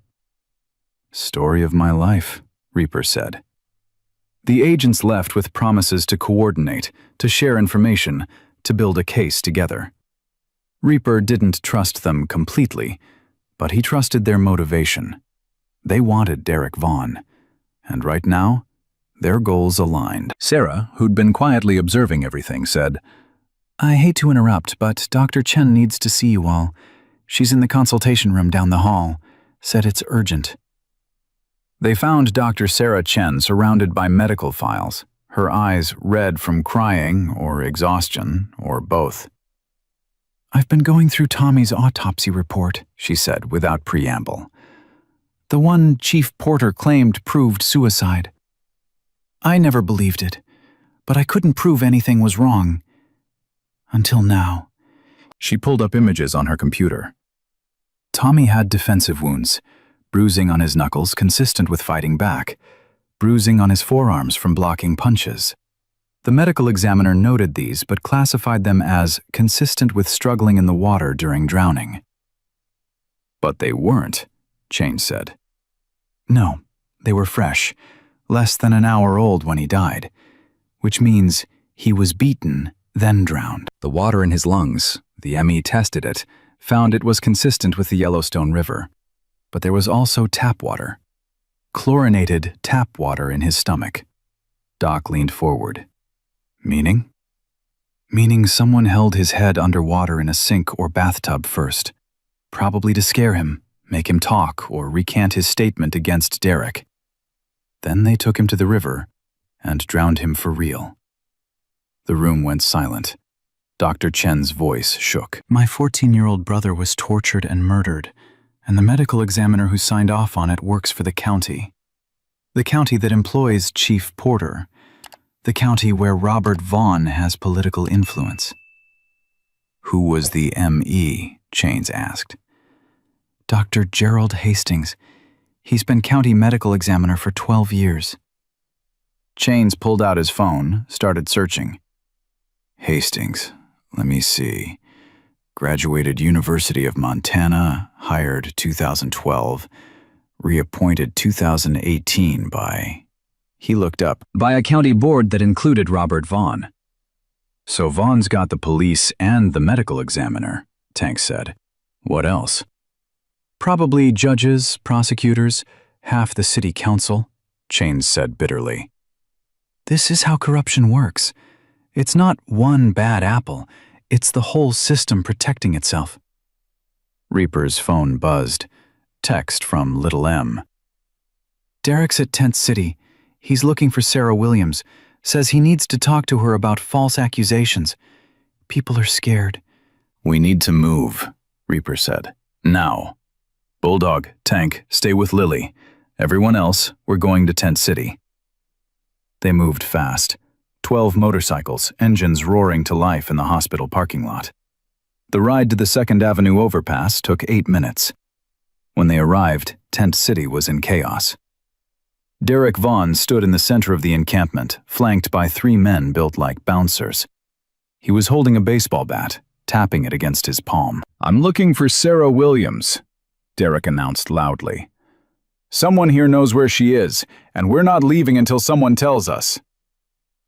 An elderly homeless man, maybe 60, weathered face, Vietnam veteran jacket, stepped forward. She's not here. Leave these people alone. Derek smiled. What's your name, old man? Frank. Frank Morrison. And I'm telling you to leave. Frank Morrison. Okay, Frank. Here's the thing. Sarah Williams has been telling lies about me. Serious lies. Slander, actually. And I need to set the record straight with her. So either someone tells me where she is, or... He swung the bat. It connected with a tent pole, collapsing someone's shelter. People scattered. Or we start dismantling this whole place until someone remembers where Sarah is. The roar of motorcycles drowned out whatever Derek said next. 12 Hell's Angels rolled into Tent City, surrounding the scene. Reaper dismounted, walking directly toward Derek. The 3 hired muscle moved to intercept, but Chains and Doc flanked Reaper, and the math suddenly changed. 3 against 12. You need to leave, Reaper said quietly. Derek laughed. You're trespassing on public property. I'm a concerned citizen checking on the homeless population. Who's really the problem here? The guy with a baseball bat destroying people's homes. I didn't destroy anything. This tent collapsed on its own. These structures are unsafe, code violations everywhere. If anything, I'm doing the city a service by highlighting the need for cut the politician speech. I know who you are. I know what you do. And I know you're looking for Sarah Williams because she's got evidence against you. Derek's smile didn't waver, but his eyes went cold. Evidence of what? 2 years of assaults, extortion, and Tommy Chen's murder. Careful, Mr. Thompson. Accusing someone of murder is serious business. I hope you have proof. I've got videos. I've got witnesses. I've got medical evidence. And I've got federal agents very interested in having a conversation with you about interstate trafficking. For the first time, Derek's composure cracked. Just for a second, but Reaper saw it. You're bluffing. Try me. One of Derek's hired guys, 6'5", 260 pounds, neck tattoos, stepped forward. We can handle this, Derek. You want us to— No! Derek held up a hand. Mr. Thompson and I are just having a conversation, aren't we? We're done talking. You're leaving. Now. Or what? You'll assault me in front of witnesses? Go ahead. I've got my phone recording this whole thing. Show everyone what kind of people Hell's Angels really are. Reaper didn't move, didn't react, just stared at Derek until the younger man looked away. "We'll leave," Derek said finally, "but this isn't over. You're protecting criminals. Homeless squatters violating city ordinances. You're interfering with community improvement efforts. My father's office will be filing complaints, multiple complaints, against your club, against individuals. You'll be defending lawsuits for years." "Worth it." Derek and his muscle walked away, but not before Derek turned back one more time. "Tell Lily I'm thinking about her. Tell her I hope she recovers soon. It would be a shame if complications set in. Hypothermia victims sometimes experience delayed effects, heart failure, stroke, organ damage, sometimes days after they think they're safe." The threat was barely veiled. Reaper watched them go, every instinct screaming to do violence. But violence would play into their hands, give them ammunition.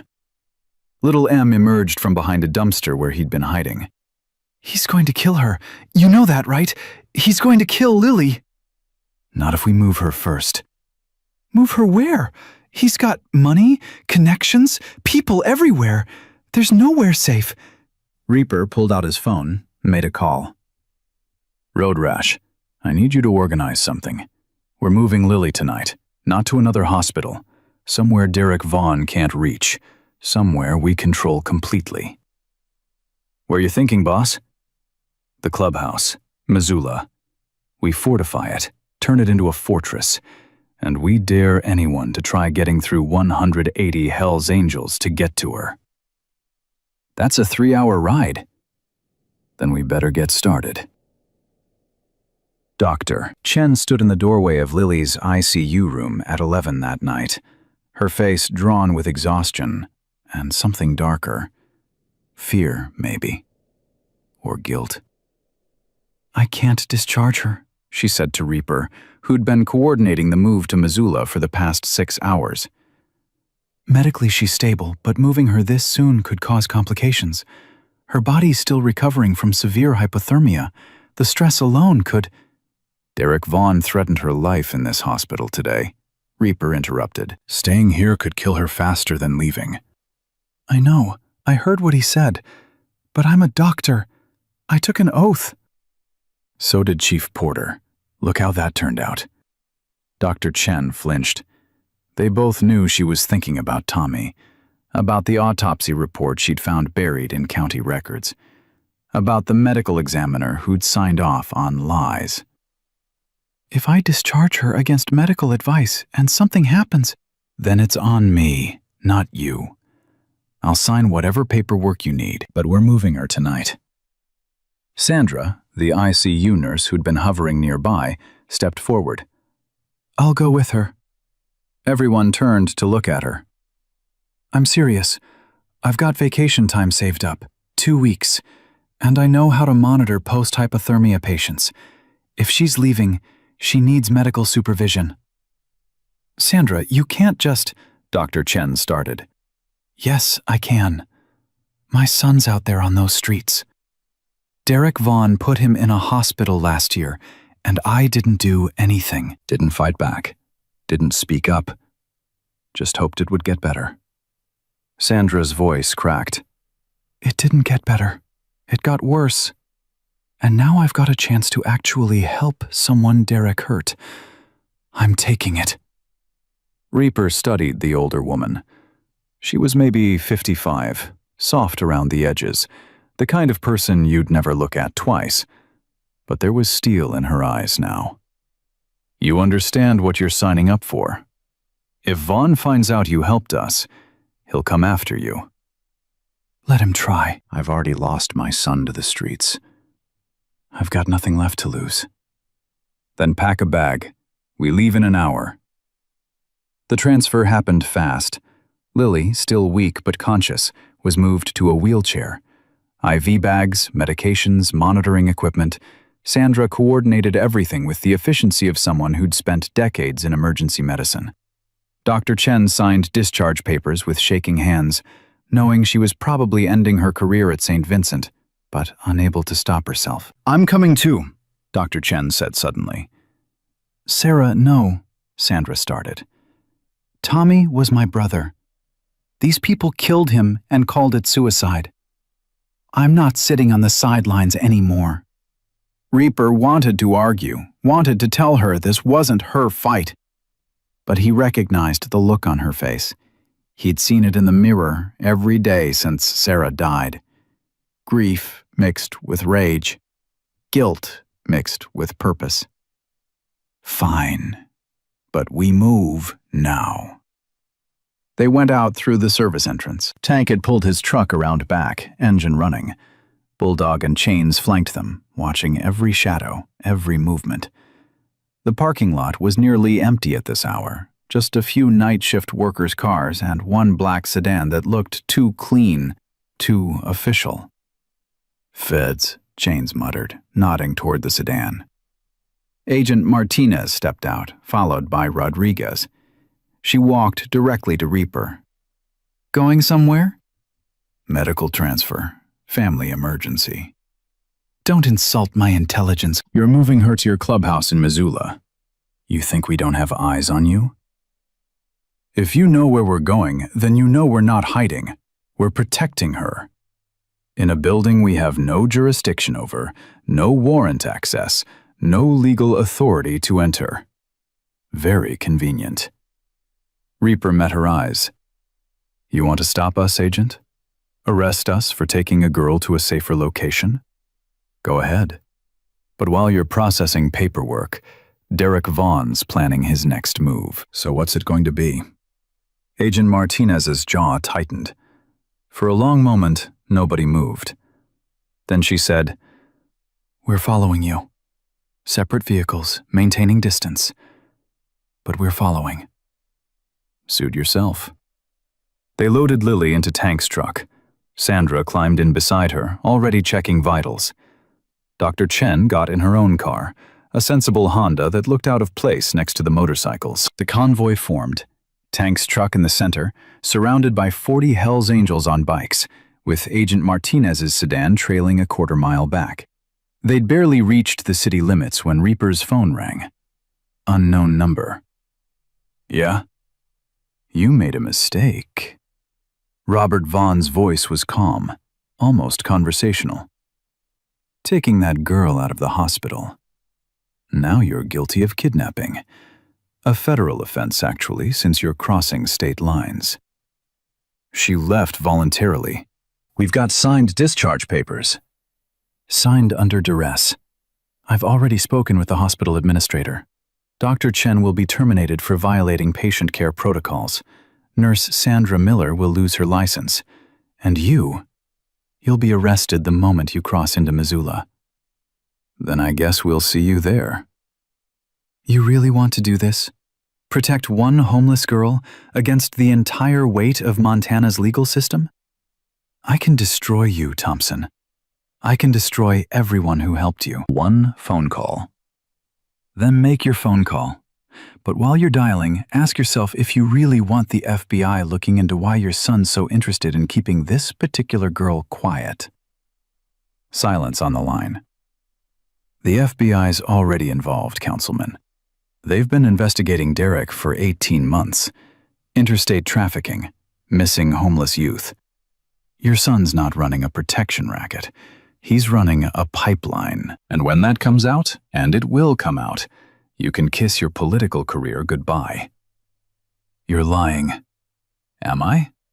Ask Derek about Miguel Rodriguez, Amy Chen, Brandon White. 12 names total. All homeless kids who disappeared after Derek made them offers they couldn't refuse.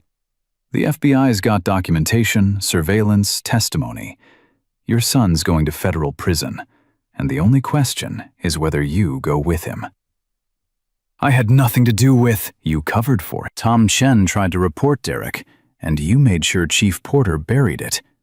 That's conspiracy. That's accessory after the fact. That's your political career and your freedom on the line. Another pause. When Vaughn spoke again, his voice was different, older, tired. What do you want? I want you to back off. Call off whatever legal threats you've made.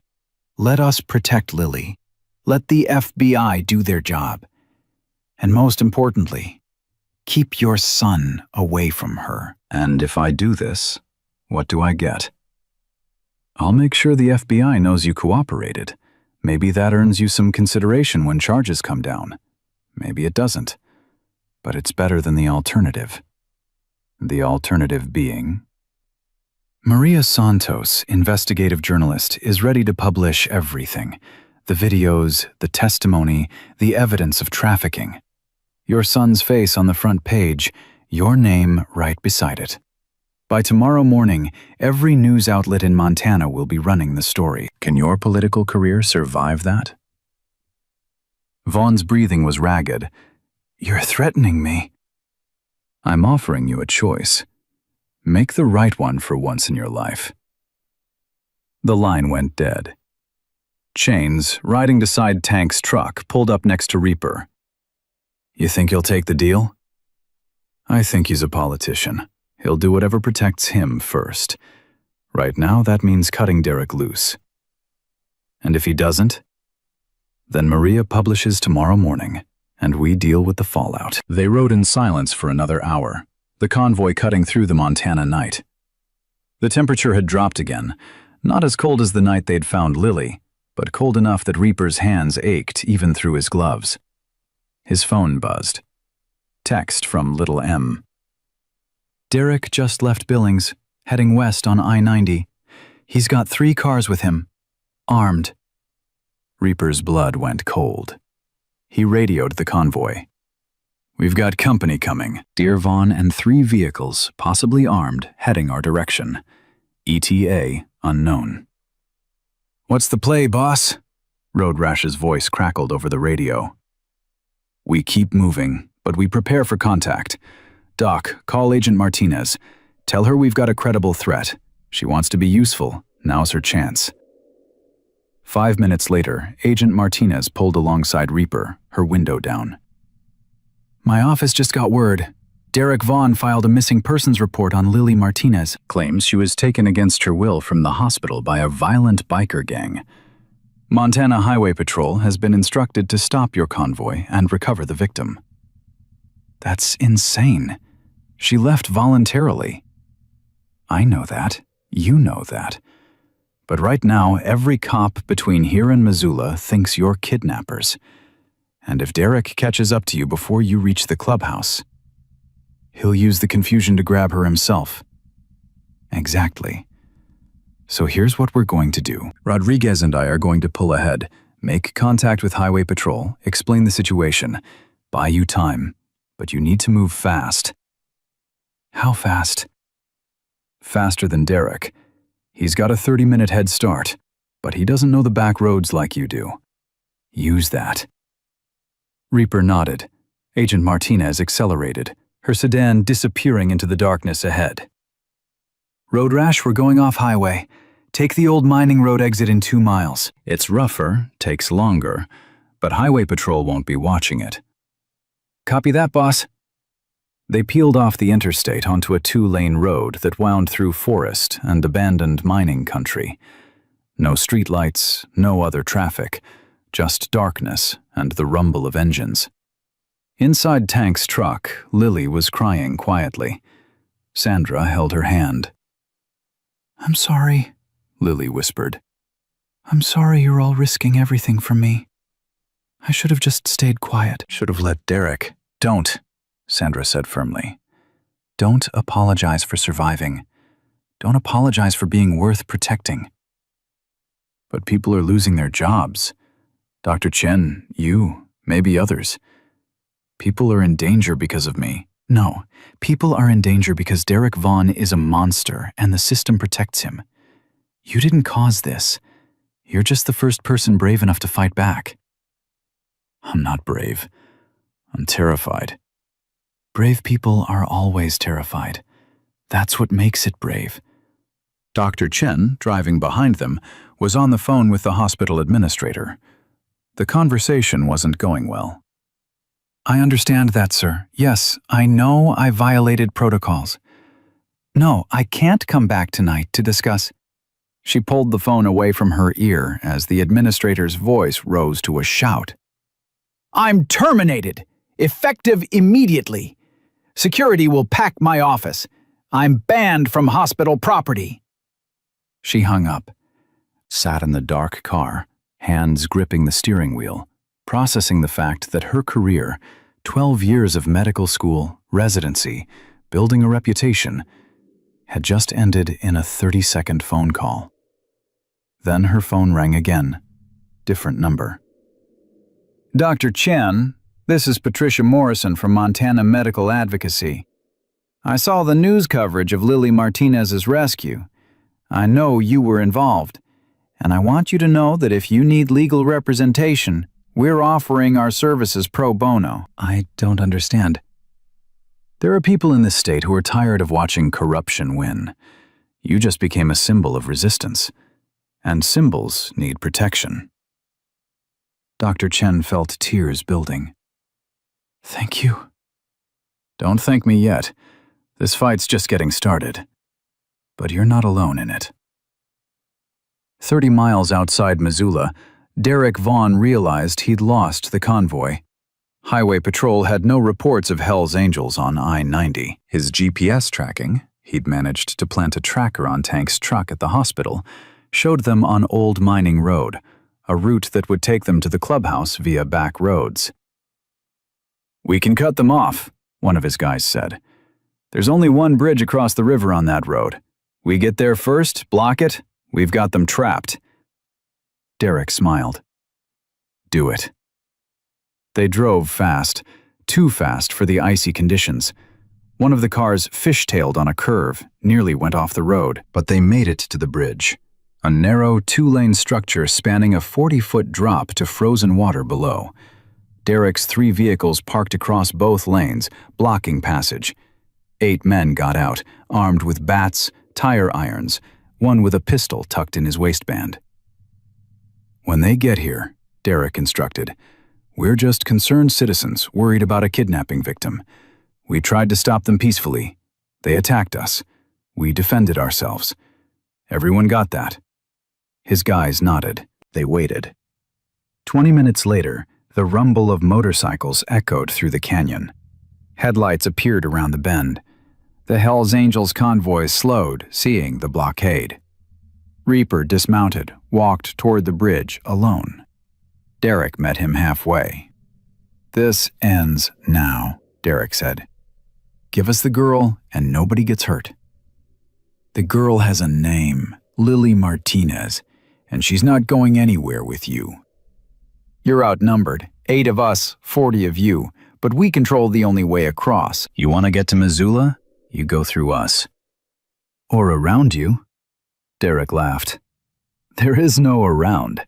It's a 40-foot drop to a frozen river. You going to fly?" Reaper pulled out his phone, made a call. "Road rash, execute Plan B."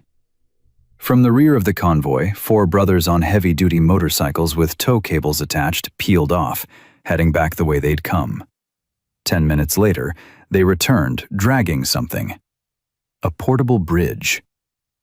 Military surplus, the kind engineers used in combat zones to span gaps.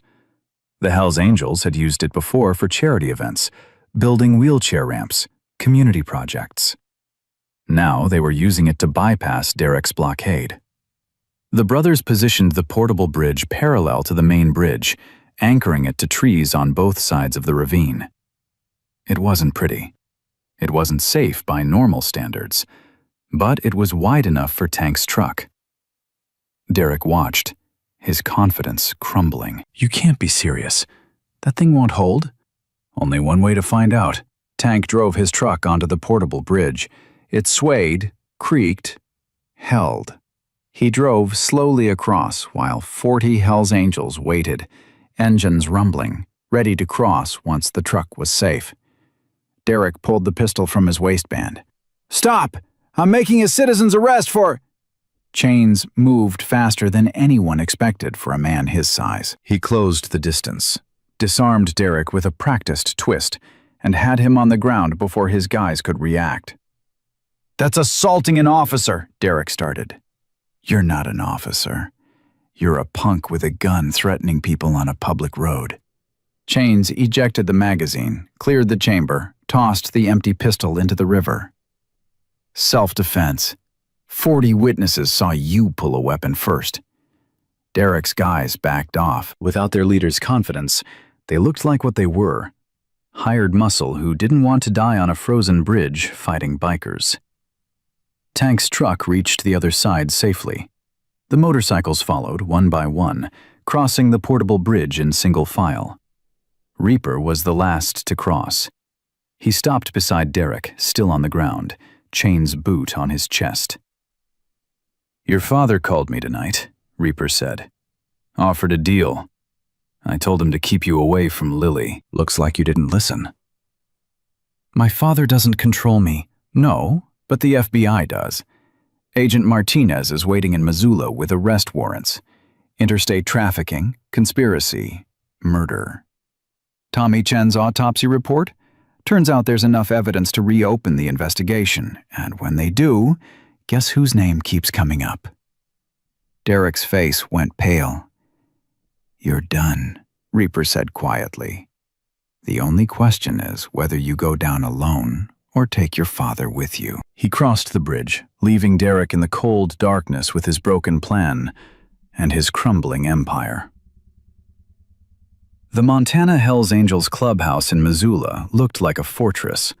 2-story building, reinforced doors, security cameras, and now 180 men committed to defending it. They'd turned the upstairs meeting room into a hospital room for Lily. Bed, monitors, medical supplies Sandra had somehow procured. Agent Martinez was waiting when they arrived, true to her word. She had arrest warrants for Derek Vaughn and 3 of his associates. Conspiracy to commit murder in the death of Tommy Chen. Interstate trafficking of minors. Extortion. The list went on. "We're moving on Robert Vaughn tomorrow," she told Reaper. "Accessory charges, obstruction of justice. Your phone call tonight was recorded. He essentially confessed to covering up Tommy's murder investigation." "That phone call was private." "And you had every right to record it." "Montana's a one-party consent state. Your recording's admissible." Reaper hadn't recorded it, but he didn't correct her. Upstairs, Lily was sleeping, finally safe, finally warm. Sandra monitored her vitals while Dr. Chen made notes in a medical chart. Little M and Sarah Williams were in guest rooms, the first real beds they'd slept in for months. Doc found Reaper sitting alone in the clubhouse bar, staring at a beer he hadn't touched. "We did it, boss. She's safe. Derek's going down." The system worked. The system didn't work. We forced it to work. There's a difference. Maybe, but the result's the same. Is it? What about the next Derek Vaughn? The next corrupt cop? The next city that decides homeless people are problems instead of people? Doc sat beside him. "You can't save everyone." "I know. But I can save the ones right in front of me. That's enough for today." His phone buzzed one more time. Text from an unknown number. But Reaper knew who it was. "Robert Vaughn. I'm turning myself in tomorrow morning, cooperating fully with the FBI. My son did terrible things, and I enabled him. I'm sorry, for whatever that's worth." It wasn't worth much. Tommy Chen was still dead. 12 kids were still missing. Years of suffering couldn't be erased by a text message apology. But it was a start. "Maria Santos is going live with the story at 6 a.m., Doc said, checking his phone. "Every network's picking it up. Hell's Angels expose trafficking ring, corrupt officials. We're about to be famous." "I don't want to be famous. I just want Lily to have a chance." Upstairs, Lily opened her eyes. Sandra was there immediately. "How are you feeling?" "Safe," Lily whispered. "For the first time in 8 months, I feel safe." "Good. That's good. Is it over? Is Derek really going to jail?" "The FBI seems to think so. But even if he doesn't, even if something goes wrong, You're not alone anymore. You understand that? You've got 180 people who won't let anything happen to you. Lily started crying. Not from fear this time, but from something else. Relief, maybe. Or the overwhelming weight of being cared for after so long being invisible. I don't know how to thank them. You already did. You survived. You fought back. You didn't let Derek make you disappear. That's thanks enough.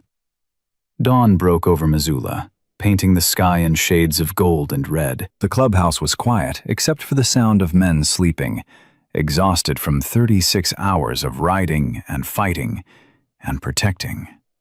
Reaper stood outside, watching the sunrise, thinking about Sarah, about how she'd be 28 now if she'd lived, about all the things she'd never get to do. But Lily would get to do them. Lily would live, would heal, would maybe someday stop looking over her shoulder in fear. That was worth everything. His phone rang one last time. Agent Martinez. We got him. Derek Vaughn's in custody. Tried to run, made it about 10 miles before Highway Patrol stopped him. He's in county lockup, and the judge denied bail. He's not going anywhere. And his father? Turned himself in like he said. He's cooperating, giving us names, documents, everything. The whole corruption network is unraveling. What about Chief Porter? Resigned this morning. The county's opening an investigation into every case he touched. Tom Chen's death will be reinvestigated by state police. Reaper closed his eyes. Thank you, Agent. Don't thank me. You did this. You and your brothers. We just followed the trail you blazed. We'll take the win together. He hung up, went back inside, and finally slept. Maria Santos's article went live at 6 a.m., and by 7, every major news network in the country was running the story. The headline changed slightly depending on the outlet, but the core remained the same. Hell's Angels expose Montana trafficking ring. Corruption reaches City Hall. The clubhouse phone started ringing at 7:15 and didn't stop. CNN wanted interviews. Fox News wanted interviews. Local stations, national stations, even international outlets. Everyone wanted to talk to the bikers who'd saved a homeless girl and brought down a councilman. Reaper ignored most of them. He'd learned a long time ago that media attention was a double-edged sword. It could protect you or destroy you, depending on who controlled the narrative. But when Maria Santos herself called at 8, he answered. I need you to do an interview, Maria said, without preamble. Live, this afternoon, with Lily, if she's willing. The story is exploding, but it needs faces. It needs voices. Otherwise, it becomes just another corruption scandal that people forget about by next week. Lily's not ready for that. Maybe not, but ask her. Because right now, Derek Vaughn's lawyers are already spinning this as a misunderstanding, claiming he's being persecuted by a vindictive motorcycle gang. Robert Vaughn's lawyer is painting him as a loving father who was misled by his son. They're going to try to control this story, Reaper. Don't let them. Reaper found Lily upstairs, sitting up in bed, looking stronger than she had 2 days ago. Color had returned to her cheeks. The haunted look in her eyes had softened, though it hadn't disappeared entirely. There's a journalist who wants to interview you, Reaper said. Live TV. You and me, talking about what happened. But only if you're ready. If you're not, we say no. Lily was quiet for a long moment. What happens if I say yes? The whole country hears your story. Derek can't hide anymore. Neither can his father. But it also means putting yourself out there, being vulnerable in front of millions of people. And if I say no? Then we protect your privacy. Let the courts handle everything. You heal in peace. Lily looked at her hands, at the IV bruise on her arm, at the scars that would probably never completely fade. If I don't tell my story, who will? Derek's lawyers? They'll make me sound like a liar, a troublemaker, someone who deserved what happened. They might try, but we won't let that narrative stick. I want to do it. I want people to know what he did. Not just to me, but to Tommy, to Miguel, to all the others. I want their families to know the truth. 3 hours later, Lily sat in the clubhouse's main room, which had been hastily converted into a makeshift studio. Maria Santos sat across from her, camera crew positioned discreetly. Reaper stood just off camera, a silent presence that gave Lily courage. The interview started gently. Maria asked about Lily's background, foster care, aging out of the system, ending up on the streets. Lily's voice was soft but steady as she explained how the shelters were always full, how businesses chased her away, how she became invisible to everyone who passed by. Then Maria asked about Derek Vaughn. Lily's hands trembled, but she kept talking. She described the protection racket, the beatings, the threats. She talked about Tommy Chen, about how he'd tried to fight back and ended up dead. She talked about the night she refused to pay Derek, about the beating that followed, about collapsing in the alley while the temperature dropped to lethal levels. I thought I was going to die, Lily said quietly. I remember thinking that nobody would even notice. Nobody would care. I'd just be another frozen homeless person that the city sweeps away in the morning. But someone did notice, Maria prompted. Reaper noticed.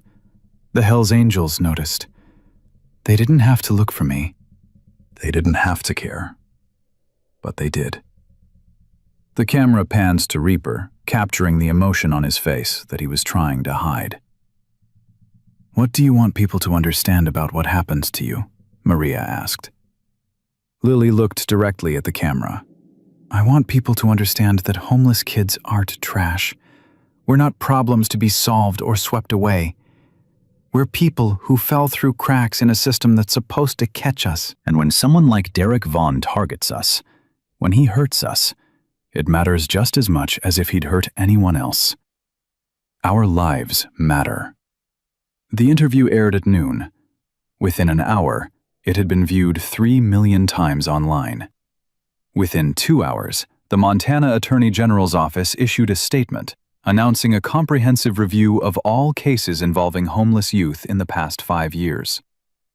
By 3 p.m., Derek Vaughn's bail hearing was underway, and the prosecution was using clips from Lily's interview as evidence of witness intimidation, arguing that Derek posed an ongoing threat. The judge agreed. Bail denied. Robert Vaughn's lawyer held a press conference at 4, announcing that his client was cooperating fully with authorities and deeply regretted his role in covering up his son's crimes. The lawyer carefully avoided admitting to anything specific, but the message was clear. Robert Vaughn was trying to save himself. Chief Porter didn't get a lawyer. He got arrested at 5:30 p.m. on charges of obstruction of justice, conspiracy to commit murder, and civil rights violations. The arrest was captured on live television as he was escorted from his home in handcuffs, his face red with humiliation and rage. At 6 p.m., Little M's phone rang. It was his mother, a woman he hadn't spoken to in 8 months, calling from Oregon. Marcus? Oh my God, I saw you on the news. Are you okay? Are you safe? Little M's throat tightened. I'm okay, Mom. I'm so sorry. I'm so sorry I let your stepdad kick you out. I should have fought for you. I should have... She was crying now. Can you come home? Please? I left him. I've got my own place now. It's small, but it's safe. And I want you here. Little M looked at Reaper, who nodded. Yeah, Mom. Yeah, I can come home. Sarah Williams got a similar call from her parents, who'd been terrified into silence by her stepfather's threats, but had finally found the courage to leave him after seeing her interview clip on the news. She was going home to Seattle, to parents who'd learned the hard way that protecting their daughter mattered more than protecting their marriage. By 7 p.m., the clubhouse had received 43 calls from families of missing homeless youth, all asking the same questions. Did Derek Vaughn take my son? My daughter? Do you know where they are? Agent Martinez fielded the calls, taking down names, promising investigations, trying to offer hope where there might not be any. 12 kids were confirmed missing. 12 families deserved answers.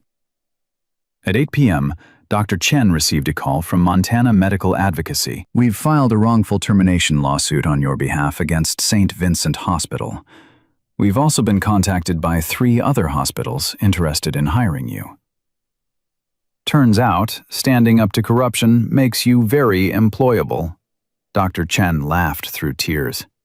I don't want another hospital job. I want to do something different. Like what? I want to open a clinic. Free medical care for homeless populations. No insurance required, no addresses needed, no questions asked. Just health care for people who need it. There was a pause on the line. Then, that's going to cost money. Significant money. I know. But if the Hells Angels can organize 180 men to protect one girl, maybe I can organize 180 donors to fund one clinic. You're serious? Completely.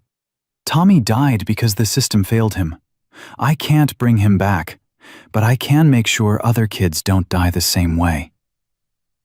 At 9 p.m., Sandra was offered her nursing license back with a formal apology from the state board, which had been pressured by public outcry after her story became part of the media coverage. She accepted the license, but declined to return to hospital work. I'm going with Dr. Chen, she told Reaper. We're opening that clinic together. Someone's got to keep these homeless kids alive while the rest of the system figures itself out. At 10 p.m., Frank Murphy called from Billings. Reaper, you need to see this. Tent City. It's not there anymore. Reaper's stomach dropped. What do you mean it's not there? The city didn't bulldoze it. The community moved it. A local church opened their doors, offered their entire basement for temporary shelter, said they'd been praying for a way to help, and this was God answering. 73 people have beds tonight. Real beds. For the first time in years. What about the ones who didn't fit? Other churches are stepping up. The synagogue, the mosque, even the Buddhist center. Everyone's offering space. It's like the whole city woke up and realized we'd been walking past human beings like they were invisible. Reaper felt something crack in his chest. Hope, maybe. Or the beginning of belief that change was actually possible. At 11 p.m., Lily asked to speak with him privately. They sat in the upstairs meeting room, the same room where the club had voted on prospective members, settled disputes, made decisions that bound them as brothers. I don't know how to thank you, Lily said. I keep trying to find words, but they're not enough. You don't have to thank me. Yes, I do. You gave me my life back, not just by saving me from freezing, but by making me matter, by showing me that I'm worth protecting. You always were worth protecting. You just couldn't see it because everyone else was too blind to show you. Lily wiped her eyes. I want to do something. Not just recover, not just move on, but actually do something that means something. Dr. Chen's opening a clinic. Sandra's going with her. I want to help. You're 19 years old, and you almost died 3 days ago. You don't have to save the world. I don't want to save the world. I just want to help save one kid like me. One kid who's sleeping in an alley, who thinks nobody cares, who's about to give up. If I can be the person who tells them, you matter, then everything I went through means something. Reaper looked at this young woman who'd survived so much: abuse, neglect, hypothermia, violence, and somehow still had enough heart left to want to help others. Okay, he said, but you heal first. You finish recovering. You get stable. And then if you still want to do this, we'll help you do it. Promise? Promise. At midnight, the clubhouse finally quieted. Brothers crashed in guest rooms, on couches, anywhere they could find space. Tank snored loud enough to rattle windows. Bulldog talked in his sleep about something involving motorcycles and chocolate cake. Chains sat at the bar, nursing bourbon, processing the fact that the system he'd once believed in had been so thoroughly corrupted. Doc found Reaper outside, smoking a cigarette he'd bummed from road rash, even though he'd quit 5 years ago. "You good, boss?" "I don't know. This whole thing, we won, right? Derek's in jail, Robert Vaughn's cooperating, Porter's arrested, Lily's safe. We won. But 12 kids are still missing. Tommy Chen's still dead. Years of suffering happened that we can't undo. How is that winning?" "It's winning because we stopped it from getting worse. It's winning because Lily gets a future. It's winning because maybe, just maybe, the next Derek Vaughn will think twice before he tries this in another city." Reaper took a drag, exhaled smoke into the cold Montana night. "My daughter would have been 28 this year. I think about that sometimes. What she'd be doing, who she'd be, and I can't help but think, if someone had looked for her that night, if someone had cared enough to check on a 16-year-old girl who ran out angry, she'd still be here. You can't change the past. No, but we changed Lily's future.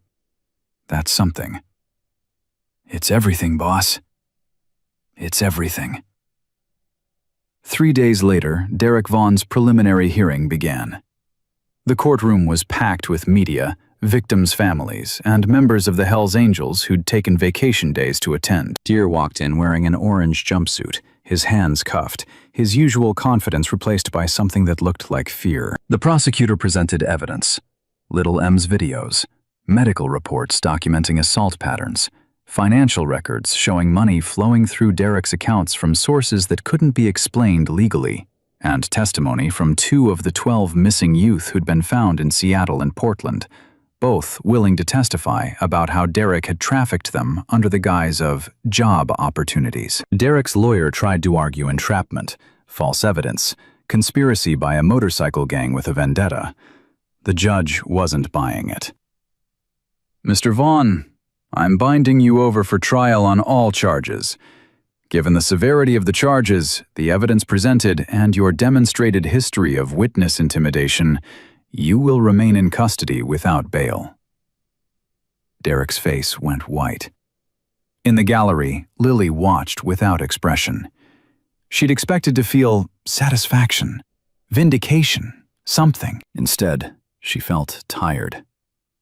Tired of carrying the weight of what had happened. Tired of being defined by trauma. After the hearing, she walked out of the courthouse with Reaper beside her. Cameras flashed, reporters shouted questions. Reaper's brothers formed a protective wall around her, shielding her from the chaos. A reporter managed to break through. "Lily, how does it feel to see Derek Vaughn in custody?" Lily stopped, turned to face the camera. "It feels like the beginning, not the end." Derek going to jail doesn't bring back the kids who are gone. It doesn't heal the kids who are still out there, scared and alone. If people really want justice, they need to do more than watch a trial. They need to open shelters, fund clinics, actually see homeless youth as human beings worth protecting. Do you have a message for other victims? Yeah. You're not invisible. You matter. And there are people who will fight for you. You just have to survive long enough to find them. She walked away, Reaper's hand on her shoulder. 180 Hells Angels surrounding her like the guardian angels she'd never had.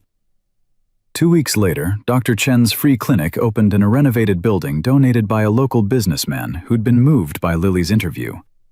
The sign outside read, "Sarah's Place," in honor of both Dr. Chen's brother Tommy and Reaper's daughter, Sarah. 2 lives lost, 1 legacy created. Lily was there for the opening, along with Sandra, Little M, who'd delayed going home to Oregon to help, and 40 Hells Angels who'd volunteered to provide security, maintenance, and whatever else was needed. The first patient was a 14-year-old boy who'd been living under a bridge for 6 months. He had pneumonia, frostbite on 3 toes, and a fear of authority that made him flinch every time someone moved too fast. Dr. Chen treated him with gentle efficiency. Sarah talked to him about housing options, about safe places he could go. Lily sat with him and told him her story, told him he wasn't alone, told him that survival was possible. The boy cried. Then he accepted help. By the end of the first week, Sarah's place had treated 83 patients. By the end of the first month, that number climbed to 412. Word spread through the homeless community. There's a place where they'll help you. No questions asked, no judgment, just care. Reaper visited once a week, never staying long, just checking in. He'd watch Lily working, talking to kids, offering hope, being the person she'd needed when she was dying in that alley. And he'd feel something that had been frozen inside him for 12 years start to thaw. On one of those visits, a young girl, maybe 16, with track marks on her arms and terror in her eyes, asked Lily, "Why do you do this? Why do you care about people like us?" Lily smiled. "Because someone cared about me when I was freezing to death behind a dumpster.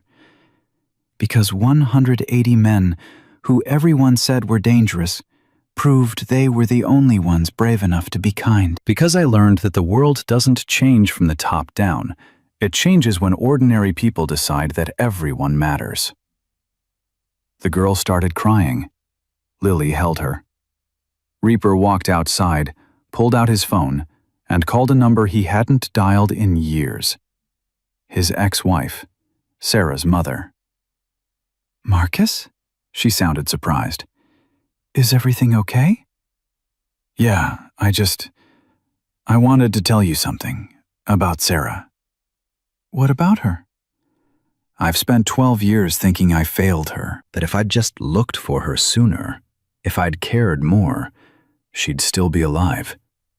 And I did fail her. I won't pretend I didn't." His ex-wife's breath hitched. "But I found another girl," Reaper continued. "Same age Sarah was. Same desperation. And this time I looked. This time I didn't wait. And she lived." "Marcus." "I know it doesn't bring Sarah back. Nothing will. But maybe Sarah's death taught me to see what I'd been blind to. Maybe she didn't die for nothing if her death saved Lily's life." There was a long silence on the line. Then his ex-wife said, voice thick with tears, "She'd be proud of you. Our Sarah. She'd be so proud." "Yeah, I think she would be." They talked for another hour, the first real conversation they'd had since the divorce. It didn't fix everything. It didn't erase 12 years of pain. But it was a start. 3 months after Lily's rescue, the trial began. Detective Derek Vaughn faced 43 charges ranging from assault to trafficking to murder in the first degree for Tommy Chen's death. The prosecution called 37 witnesses. Lily testified for 4 hours, calm and clear, never wavering, even when Derek's lawyer tried to break her. The jury deliberated for 6 hours. Guilty on all counts. Derek Vaughn was sentenced to 45 years in federal prison without possibility of parole for 25 years. He'd be 71 years old before he could even apply for release. Robert Vaughn, who'd cooperated with prosecutors, received a reduced sentence, 8 years for obstruction of justice and conspiracy. He'd entered prison a powerful politician. He'd leave it a broken man, with no career and no legacy, except the son who'd destroyed everything. Chief Raymond Porter got 15 years for civil rights violations and accessory to murder. 3 other police officers received lesser sentences for their roles in covering up crimes. The city of Billings settled a wrongful death lawsuit filed by Tommy Chen's family for $4 million and agreed to comprehensive police reform, including independent oversight and mandatory reporting of all complaints involving homeless individuals. But the biggest change wasn't legal or financial. It was cultural. Montana passed the Lily Martinez Act, requiring all cities receiving state funding to maintain adequate homeless shelter capacity year-round. Churches, businesses, and community organizations across the state opened their doors. Tent cities didn't disappear overnight, but they shrank. More importantly, people stopped looking away. 6 months after the rescue, Reaper stood in the clubhouse, watching the local news. A story about a homeless veteran getting help from a newly opened shelter. The reporter interviewed passers-by, asking if they'd noticed the city's homeless population. One woman said, "Of course I notice. How could I not? They're people. They matter." That quote, that simple acknowledgement of basic humanity, made Reaper think that maybe, just maybe, something fundamental had shifted. Lily had enrolled in community college, studying social work. She still lived at the clubhouse. Reaper had offered her a permanent room, and she'd accepted. But she was building a life. She'd reconnected with a cousin in California who'd been looking for her for years. She'd started therapy to process the trauma. She was healing. On the 1-year anniversary of the rescue, the Hells Angels organized a memorial ride for all the victims of Derek Vaughn's violence. 180 motorcycles, plus another 300 from other clubs who'd heard the story and wanted to honor it. They rode through Billings, through Missoula, ending at Sarah's place. Lily spoke at the memorial. "A year ago, I was dying in an alley, and I thought I was alone. I thought nobody cared. Nobody would miss me. Nobody would even notice I was gone. I was wrong. I learned that night that angels don't always have wings. Sometimes they have motorcycles. Sometimes they're disguised as the people society fears most. And sometimes the only thing standing between death and life is one person who decides to look when everyone else looks away." She paused, looking at Reaper, at the brothers who'd become her family. "Derek Vaughn tried to make me disappear. He tried to make all of us disappear, the homeless, the addicted, the forgotten. But we're still here. We're still fighting. We're still mattering. And as long as there are people willing to see us, willing to protect us, willing to fight for us, we'll keep surviving. We'll keep resisting. We'll keep reminding the world that every life has value, even the lives that society tries to throw away." The crowd erupted in applause. Engines revved in solidarity. Lily smiled, no longer the girl dying in the cold, but a woman who'd learned her worth and refused to forget it. That night, back at the clubhouse, Reaper found a letter on his bike. No return address, just his name written in careful handwriting. Inside, a single page. "Dear Reaper, you don't know me, but I know you. I'm one of the kids Derek Vaughn hurt. I ran away before anyone could help me. I've been hiding for 2 years, scared to come forward, scared to exist. But I saw Lily on TV. I saw what you did for her, and I realized that maybe I don't have to hide anymore. Maybe there are people who'll protect me too. I'm coming to Missoula next week. I'm ready to tell my story. I'm ready to stop being invisible. Thank you for showing me that's possible. Marcus, not little M, a different Marcus." Reaper read the letter 3 times, then called Agent Martinez. "We've got another witness coming forward. Derek's trial might be over, but his victims are still out there, still scared, still need help." "Then we help them," Agent Martinez said. "All of them. However long it takes." "However long it takes," Reaper agreed. He hung up, walked outside, looked at the Montana sky full of stars he couldn't see in Billings because of light pollution. Out here, in the darkness, The stars were brilliant. Sarah would have loved this view. Lily found him there an hour later. You okay? She asked. Yeah, just thinking about how one decision can change everything. If I hadn't checked that alley, if I'd ignored Frank Murphy's comment, if I'd decided you weren't my problem. But you didn't. No, I didn't. And because I didn't, you're alive. Because you're alive, Dr. Chen opened a clinic. Because the clinic opened, 400 kids got help. Because those kids got help, families reconnected, policies changed, a city woke up. One decision, infinite consequences. So what happens now? Reaper smiled. Now we keep going. We keep looking for the people everyone else misses. We keep being the angels that nobody expects. And we keep proving that the most dangerous thing in the world isn't a motorcycle club with patches and leather. It's good people who decide to give a damn. Lily laughed, the sound clear and free. I like that. The Hells Angels. A bunch of people who give a damn. Damn right we do. They stood together in the darkness, the girl who'd been saved, and the man who'd learned redemption comes in unexpected forms. Behind them, inside the clubhouse, 180 men who'd risked everything for a stranger slept soundly, knowing they'd done right. And somewhere in Billings, in shelters and churches and warm beds that hadn't existed a year ago, homeless youth slept safely for the first time in too long. The system hadn't fixed itself. Corruption still existed. Derek Vaughn's arrests didn't end homelessness or solve addiction or heal trauma.